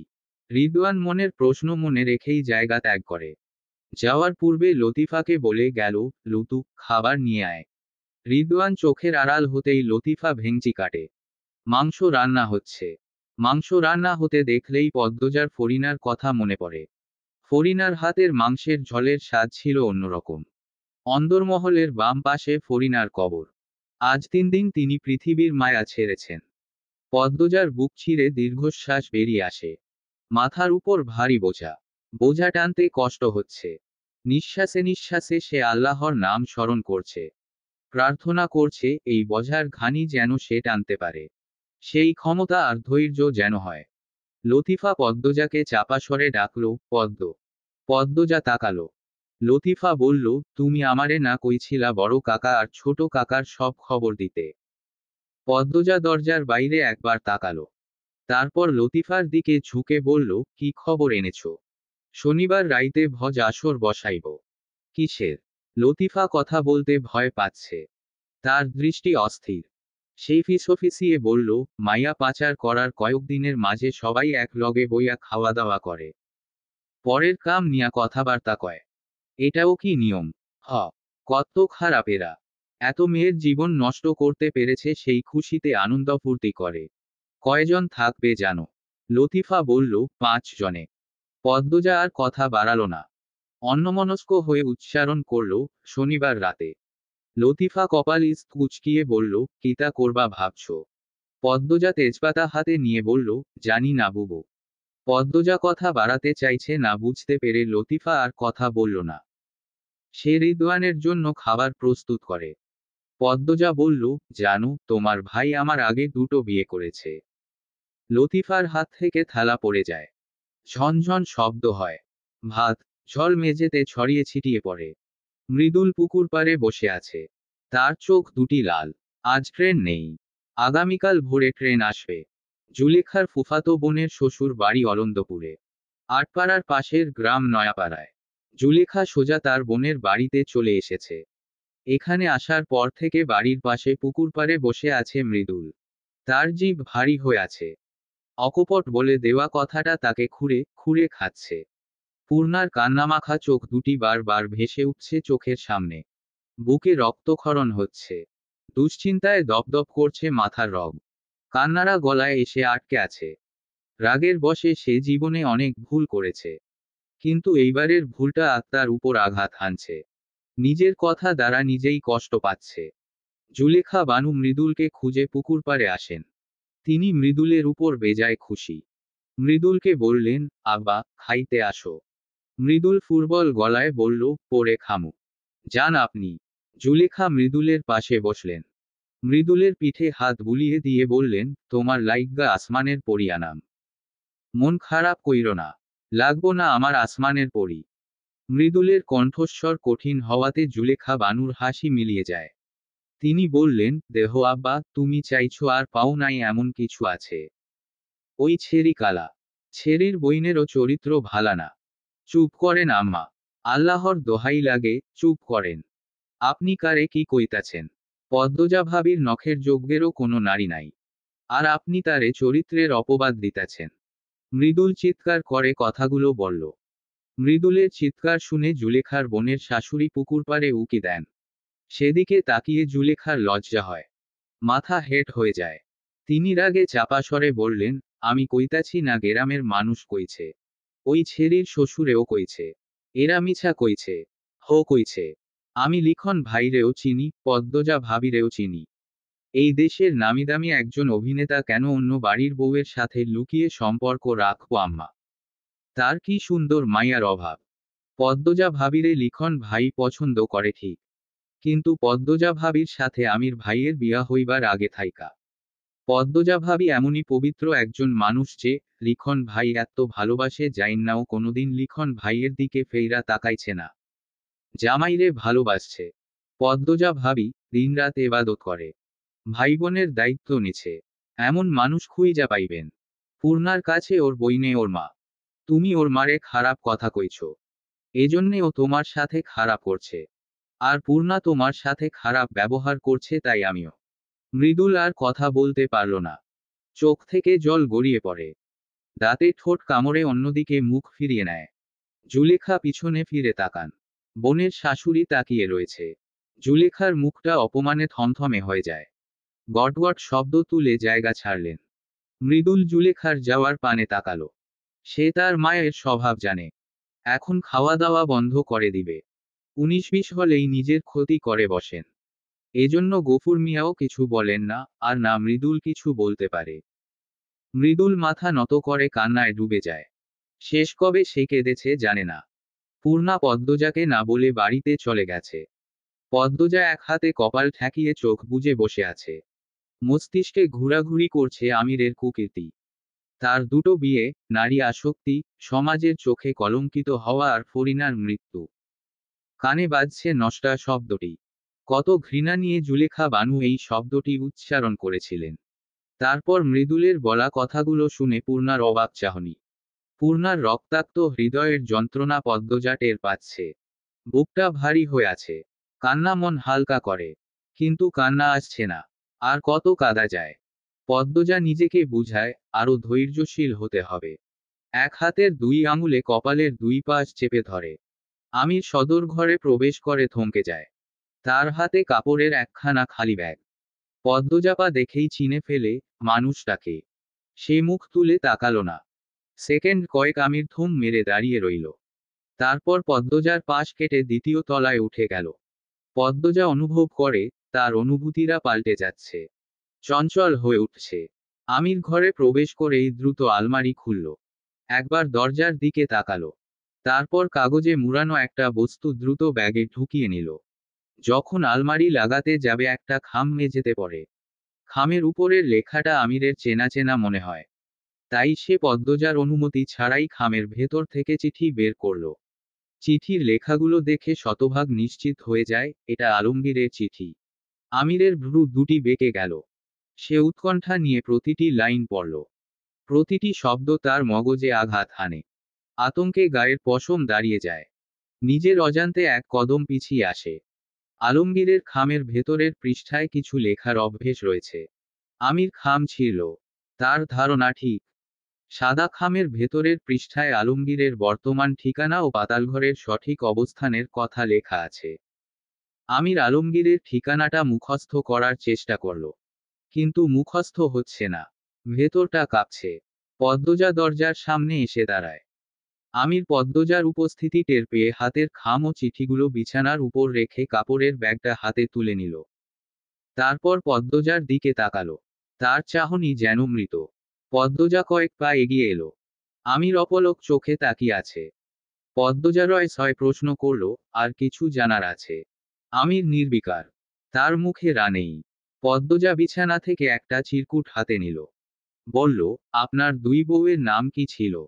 আমির বলল, শারমিন, মেহুল। পদ্মজার ঠোঁট দুটো কেঁপে উঠে। আমির পাথরের মতো দাঁড়িয়ে আছে। চোখের পলকও পড়ছে না। পদ্মজা ঢুক গেলে বলল, আমরা যে ঘরে একসঙ্গে থেকেছি, তারাও কি সেই ঘরে আপনার সঙ্গে থেকেছে? না, অন্য বাড়িতে। তাহলে সব সত্য। মিথ্যা বলে যদি তোমাকে আরো একবার পাওয়া যেত আমি মিথ্যা বলতাম। আমিরের সরল গলা। পদ্মজার নাকের পাটা ফুলে যায়। আমিরের সাথে কথা বললে তার এত কান্না পায় কেন? আমির বলল, আসি। পদ্মজা শ্বাসরুদ্ধকর কণ্ঠে বলল, কেন? আমির থামল। পদ্মজা কান্না করে দিল। সে কিছুতেই নিজেকে নিয়ন্ত্রণ করতে পারছে না। আমির বলল, আমাকে কান্না দেখাতে দাঁড় করালে। পদ্মজা জল ভরা আগুন চোখে আমিরের দিকে তাকায়। কিরমির করে বলল, নরপশু আপনি। এতগুলি মেয়ের ভালোবাসা নিয়ে খেলেছেন। আমির নির্বাক। তার চুপ করে থাকাটা পদ্মজাকে আরো জ্বালা দেয়। তার অবচেতন মন চায় একবার আমির বলুক, সব মিথ্যে। কিন্তু আমির বলে না। কারণ, সব সত্য। সব সত্য। পদ্মজা অশ্রুরুদ্ধ কণ্ঠে চিৎকার করে বলল, কথা বলার মুখ নেই। এত লজ্জাহা। আসলেই লজ্জা আছে। পদ্মজা তাচ্ছিল্যের হাসি দিল। আমির চোখের দৃষ্টি সরিয়ে নেয়। বুকের ভেতর আগুন ছুটে বেড়াচ্ছে। যেদিকে যাচ্ছে সেদিকটা পুড়িয়ে ছাই করে দিচ্ছে। পদ্মজা এলোমেলো হয়ে গেছে। আমির বের হওয়ার জন্য উদ্যত হতেই পদ্মজা বলল, আমাকে তালাক দিন। আমি আপনার বউয়ের পরিচয় আর থাকতে চাই না। পদ্মজার কথা শোনামাত্র আমিরের বুকটা কেঁপে উঠল। কথেকে যেন একটা উত্তাল ঢেউ এসে মনের সমস্ত কিনার অলটপালট করে দিল। আমির কথা বলতে গিয়ে দেখল কথা আসছে না। পদ্মজা আরো একবার চেঁচিয়ে বলল, আমার তালাক চাই। আপনার বউ হওয়া কলঙ্কের। আমির অনেক কষ্টে কয়টা শব্দ উচ্চারণ করল, থাক না এক দুটো কলঙ্ক। পদ্মজা সেকেন্ড তিনেক ছলছল চোখে তাকিয়ে রইল। তারপর মুহূর্তে ভুলে যায় পৃথিবী। ভুলে যায় পাপ পুণ্য। ঝড়ের গতিতে ঝাঁপিয়ে পড়ে আমিরের বুকে। শক্ত করে জড়িয়ে ধরে। ছেড়ে দিলে যদি হারিয়ে যায়। আমিরের বুকের সোয়েটার কামড়ে ধরে কাঁদতে থাকে। কাঁদতে কাঁদতে বলল, চলুন না, দূরে পালিয়ে যাই। আমি আর সহ্য করতে পারছি না। পদ্মজা জড়িয়ে ধরতেই আমিরের শরীরের রক্ত চলাচল থেমে যায়। অন্তরের অন্তঃস্থল থেকে নিঃশ্বাস বেরিয়ে আসে। চোখ থেকে জল গড়িয়ে পড়ে। সেই জল ফুটন্ত পানির মতো গরম। এ যেন দগ্ধ হওয়া হৃদয়ের আঁচ। হৃদয়ের প্রলয়ঙ্করী ঝড় ক্ষণ মুহূর্তের জন্য থামিয়ে আমির বলল, ছাড়ো পদ্মজা। পদ্মজার কান্না থেমে যায়। হাত দুটি আমিরের পিঠ থেকে সরে যায়। পদ্মজা তার জলভরা নয়ন দুটি মেলে আমিরের দিকে তাকালো। তার রক্ত জবা ঠোঁট দুটি কাঁপছে। হোঁচট খাওয়া গলায় পদ্মজা বলল, আমার হৃদয়ের আকুলতা আপনাকে ছুঁতে পারছে না। আমির ফ্যালফ্যাল করে তাকিয়ে রয়েছে। পদ্মজা দূরে সরে দাঁড়ালো। আমিরের কৃষ্ণ মুখে, বিপর্যস্ত পদ্মজার নিষ্কম্প স্থির চোখের দৃষ্টি থমকে আছে। পদ্মজা থেমে থেমে বলল, তাহলে আমিও বঞ্চিত ভালোবাসা থেকে। পদ্মজার দুই চোখ বেয়ে জল পড়ছে। আমির আর এক মুহূর্তও দাঁড়ালো না। চোখের পলকে প্রস্থান করল। পদ্মজা ধাতস্থ হয়ে আচমকা ক্ষুধার্ত বাঘিনীর মতো চিৎকার করে উঠল, ধিক্কার নিজের উপর। জানোয়ারকে মানুষ হওয়ার সুযোগ দিয়েছি। ধিক্কার নিজের ভালোবাসার উপর। প্রতিটি কাজের জন্য আপনি শাস্তি পাবেন। আমি আপনার আজরাইল হব। পদ্মজার গলার হাড় ভেসে উঠে। তার চিৎকার অন্দরমহলকে কাঁপিয়ে তুলে। কাঁদতে কাঁদতে সে মেঝেতে বসে পড়ল। আমিরের প্রত্যাখ্যান তার ভালোবাসাকে ক্রোধে পরিণত করছে। পদ্মজার আগে বিছানার চাদর টেনে মেঝেতে ছুঁড়ে ফেলল। বুকের ভেতরটা পুড়ে খাক হয়ে যাচ্ছে। ঠোঁট শুকিয়ে কাঠ। পানি প্রয়োজন। ফরিনার কবরের চারপাশে বাঁশের বেড়া দেয়া হয়েছে। আমির ফরিনার কবরের পাশে এসে বসল। হাতের ব্যাগটা পাশে রেখে বেড়ার ফাঁক দিয়ে ফরিনার কবরে হাত বুলিয়ে দিল। গাঢ় স্বরে ডাকল, আম্মা। আমার আম্মা। চারিদিকে নিস্তব্ধতা। অন্দরমহল থেকে কোনো শব্দ আসছে না। নিস্তব্ধতা ভেঙে ভেঙে মাঝে মধ্যে পাতার ফাঁকে ফাঁকে পাখপাখালির ডানা নাড়ার শব্দ শোনা যাচ্ছে। আমিরের ঠোঁট দুটো কিছু বলতে চাইছে কিন্তু পারছে না। অথবা সে কিছু বলছে কিন্তু শব্দ হচ্ছে না। আর্ষ্টতা ঘিরে রেখেছে তাকে। সে তার মৃত মাকে কিছু বলার সাহস পাচ্ছে না। আমির অনেকক্ষণ নতজানু হয়ে চুপচাপ বসে রইল। তারপর উঠে দাঁড়ালো। ব্যাগ হাতে নিয়ে পাতালঘরের উদ্দেশ্যে হাঁটা শুরু করে। লতিফা অন্দরমহল থেকে অস্থির হয়ে বের হয়। তার হাঁটায় তাড়াহুড়ো। আমির ডাকলো, লুতু। লতিফা দাঁড়ালো। আমির বলল, পদ্মজার খেয়াল রাখবি। খাওয়া দাওয়া ঠিকঠাক রাখবি। আর যখন যা বলে করবি। লতিফা মাথা নাড়াল। আমির প্রশ্ন করল, কোথায় যাচ্ছিস? আমিরের প্রশ্নের উত্তর না দিয়ে লতিফা বলল, ভাইজান, তোমারে কিছু কইতাম। বল। মৃদুল ভাইজানে আর তার আম্মা আব্বা আইছিল। মৃদুল ভাইজানের আম্মা মৃদুল ভাইজানরে পূর্ণার লগে বিয়া করাইতে রাজি হয় নাই। আমির কপাল কুচকাল। বলল, কি সমস্যা? কেন রাজি হয়নি? রিদওয়ান অন্দরমহল থেকে বের হয়ে ফোরন কাটল। আমির, তোর সাথে কথা আছে। আমির পিছনে ফিরে তাকালো না। বলল, পরে শুনবো। রিদওয়ান বলল, আমি জানি কেন রাজি হয়নি। আয়, ওদিকে যেতে যেতে বলি। লতিফা রিদওয়ানের দিকে তাকায়। রিদওয়ান তার চোখের দৃষ্টি দিয়ে লতিফাকে সতর্ক করে। আমি রিদওয়ানের দিকে ফিরে বিরক্তি নিয়ে বলল, আরে ভাই, যা তো। লুতু, কি হয়েছে বলতো? রিদওয়ানের সামনে রিদওয়ান সম্পর্কে কিছু বলার সাহস লতিফার হলো না। সে বলল, মৃদুল ভাইজানের আম্মা পূর্ণার গায়ের রং পছন্দ করে নাই। কইছে, কালা ছেড়ি ঘরে নিব না। আমি রাগ নিয়ে বলল, ফালতু মহিলা। পূর্ণা জানে। কথায় পূর্ণা? জানে। এই বাড়ি তো আছিল। এখন হেই বাড়ি তো গেছে। মৃদুল কি বলল? লতিফা পুরো ঘটনা খুলে বলল। এড়িয়ে গেল পদ্মজার ব্যাপারটা। সে মনে মনে পরিকল্পনা করল, রাতে যদি রিদওয়ান অন্দরমহলে থাকে সে পাতালঘরে গিয়ে আমিরকে সব বলবে। আমির সব শুনে বলল, মৃদুল ছাড়া এই পরিস্থিতি ঠিক হবে না। দেখা যাক ও কি সিদ্ধান্ত নেয়। আর ওই মুখছুটা মহিলাকে আমি একবার পাই শুধু। আমির রাগে গোজগোজ করতে করতে সামনে এগিয়ে যায়। রিদওয়ান লতিফাকে চাপা স্বরে হুমকি দিল, গতকালের ঘটনা যদি আমিরের কানে যায় তোর খবর আছে। ল্যাং করে গাছে ঝুলিয়ে রাখব। লতিফা চোখমুখ কুঁচকে ফেলে বলল, বাড়ির বাইরে গেলেই আমির ভাইজানে সব যাইন না যাইব। তখন লতিফার প্রশ্ন শুনে রিদওয়ান চিন্তায় পড়ে যায়। সে আমিরের পিছনে যেতে যেতে ভাবতে থাকে, এই পরিস্থিতি কি করে সামাল দিবে। আজ না হয় কাল আমির তো সব জানবে। আমির জঙ্গলে প্রবেশ করে রিদওয়ানকে বলল, কি কথা না বলবি? রিদওয়ান বলল, শনিবার রাতে ভোজ আসর হবে। চাচা সিদ্ধান্ত নিল। আচ্ছা। ছাগলের মাংস পুরানো হবে। কয়টা? দুটো। বিরাট আয়োজন। দুজন কথা বলতে বলতে পাতালঘরের দরজার সামনে এসে দাঁড়ায়।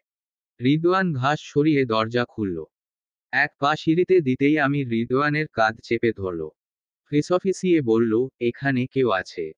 আমিরের কথা শুনে রিদওয়ানের বুক ছ্যাঁত করে উঠল। এমতাবস্থায় কে দেখে ফেলল? রিদওয়ান চারপাশে চোখ বুলায়।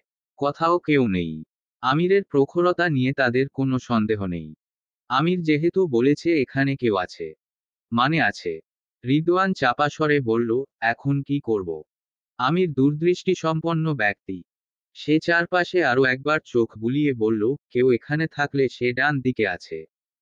রিদওয়ান ডান দিকে এগিয়ে যায়।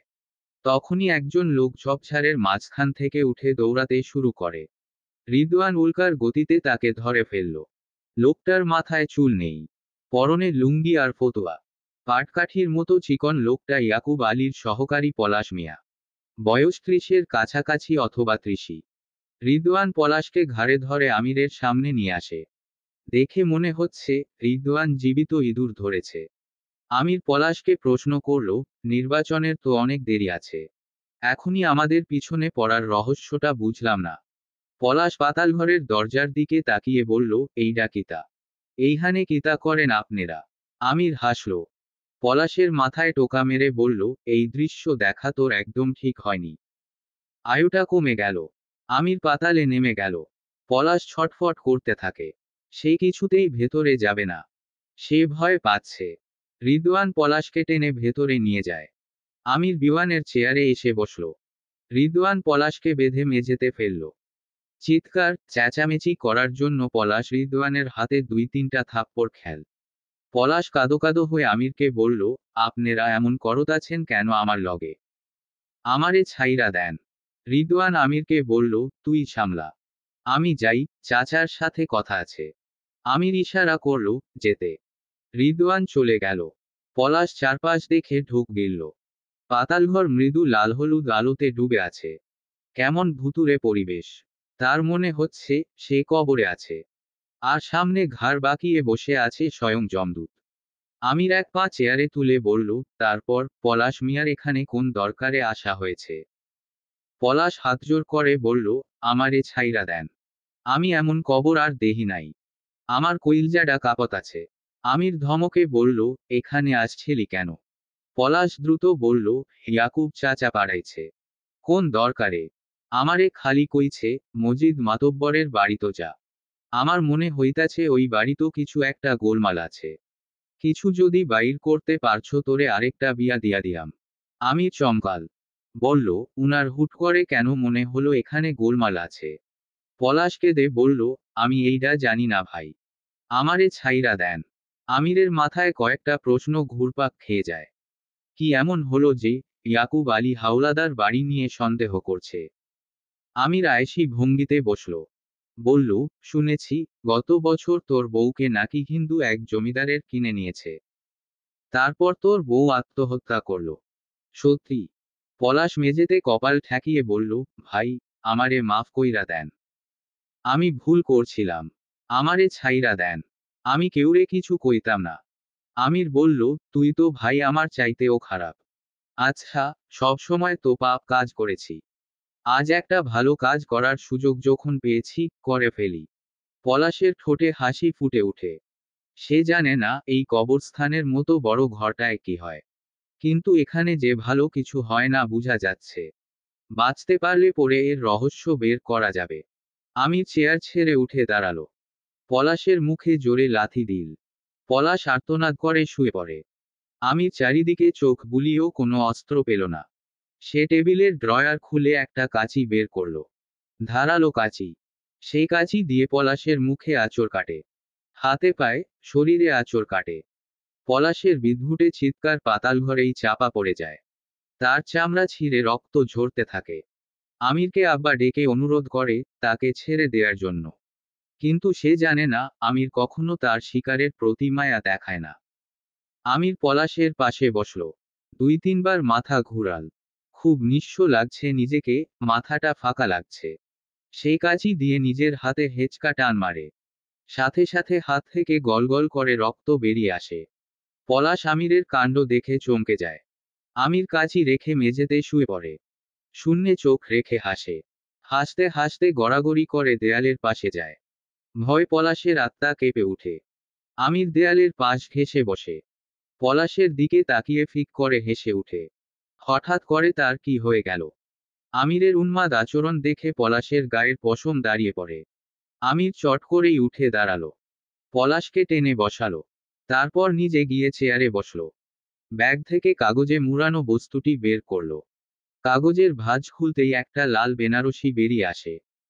আমির লাল বেনারসি গায়ে জড়িয়ে নিয়ে পলাশকে বলল, আমার আম্মা ছোটবেলা একটা গল্প বলতেন, এক রাজা প্রতি রাতে বিয়ে করে প্রতি রাতেই বউকে খুন করতেন। তারপর শেষদিকে যে রানীকে বিয়ে করেন সেই রানী রাত জেগে রাজাকে গল্প শোনাতেন। গল্প শেষ হতো না বলে রাজাও রানীকে খুন করতে পারতেন না। রানী এভাবে গল্প বলে বলে অনেকদিন বেঁচে ছিলেন। এখন আমি তোকে একটা গল্প শোনাবো। আমাদের নিয়ম হচ্ছে, যতক্ষণ আমার গল্প চলবে ততক্ষণ তুই বেঁচে থাকবি। গল্প শেষ তো রায়ও শেষ। পলাশ হাতজোড় করে আকুতি মিনতি করল, ভাই, আমার জীবন ভিক্ষা দেন। আপনেরা তো ভালা মানুষ ভাই। আপনেরার অনেক নাম। আমারে কেন মারতে চাইতাছেন? আমারে ছাইরা দেন ভাই। পলাশের কথায় আমিরের ভাবান্তর হলো না। সে বেনারসি থেকে ঘ্রাণ নেয়ার চেষ্টা করল। তারপর শূন্যে চোখ রেখে ঘোরলাগা গলায় বলল, এক ছিল দুষ্টু রাজা। নারী আর টাকার প্রতি ছিল তার চরম আসক্তি। যে নারী একবার তার বিছানায় যেত তার পরের দিন সে লাশ হয়ে নদীতে ভেসে যেত। রাজা এক নারীকে দ্বিতীয়বার ছুঁতে পছন্দ করত না। কিন্তু সমাজে ছিল রাজার বেশ নামডাক। সবার চোখের মণি। খুন করা ছিল তার নিত্যদিনের সঙ্গী। তার কালো হাতের ছোঁয়ায় বিসর্জন হয়েছে হাজারো নারী। প্রতিটি বিসর্জন রাজার জন্য ছিল তৃপ্তিকর। তাকে শাস্তি দেয়ার মতো কোনো অস্ত্র ছিল না পৃথিবীতে। ভাইয়ের সাথে বাজি ধরে হেরে যায় রাজা। শর্তমতে ভাইয়ের জন্য এক রাজকন্যাকে অপহরণ করতে যায়। সেদিন ছিল বৃষ্টি। সন্ধ্যার আগ মুহূর্ত। রাজকন্যার প্রাসাদে সেদিন কেউ ছিল না। রাজা এক কামরায় ওত পেতে থাকে। রাজকন্যা আসলেই তাকে তার কালো হাতে অপবিত্র করে দিবে। কামরায় ছিল ইস্তালো। অনেকক্ষণ অপেক্ষার পর সেই কাঙ্ক্ষিত মুহূর্ত আসে। রাজকন্যার পা পড়ে কামরায়। রাজকন্যা রাজাকে দেখে চমকে যায়। ভয় পেয়ে যায়। কাপা স্বরে প্রশ্ন করে, কে আপনি? খালি বাড়িতে কেন ঢুকেছেন? সেই কণ্ঠ যেন কোনো কণ্ঠ ছিল না। ধনুকের ছোড়া তীর ছিল। রাজার বুক ছিঁড়ে সেই তীর ঢুকে পড়ে। রিনঝিনে গলার রাজকন্যাকে দেখতে রাজা আগুন জ্বালাল। আগুনের হলুদ আলোয় রাজকন্যার অপরূপ মায়াবী সুন্দর মুখশ্রী দেখে রাজা মুগ্ধ হয়ে যায়। তার পা দুটো থমকে যায়। রাজকন্যা যেন এক গোলাপের বাগান, যার সুগন্ধি ছড়িয়ে পড়ে রাজার কালো অন্তরে। রাজা কি আর তখন বুঝেছিল, সৃষ্টিকর্তা তাকে তার পাপের শাস্তি দেয়ার জন্য সেদিন অস্ত্র পাঠিয়েছিল? আমির পলাশের দিকে তাকিয়ে হাসল। কি মায়া সেই হাসিতে! মায়াভরা সেই হাসি প্রমাণ করে দিল সেদিনটার জন্য সে কতটা খুশি। চলবে। উপন্যাস পদ্মজা। লেখনীতে ইলমা বেহরোজ। অষ্টম পর্ব।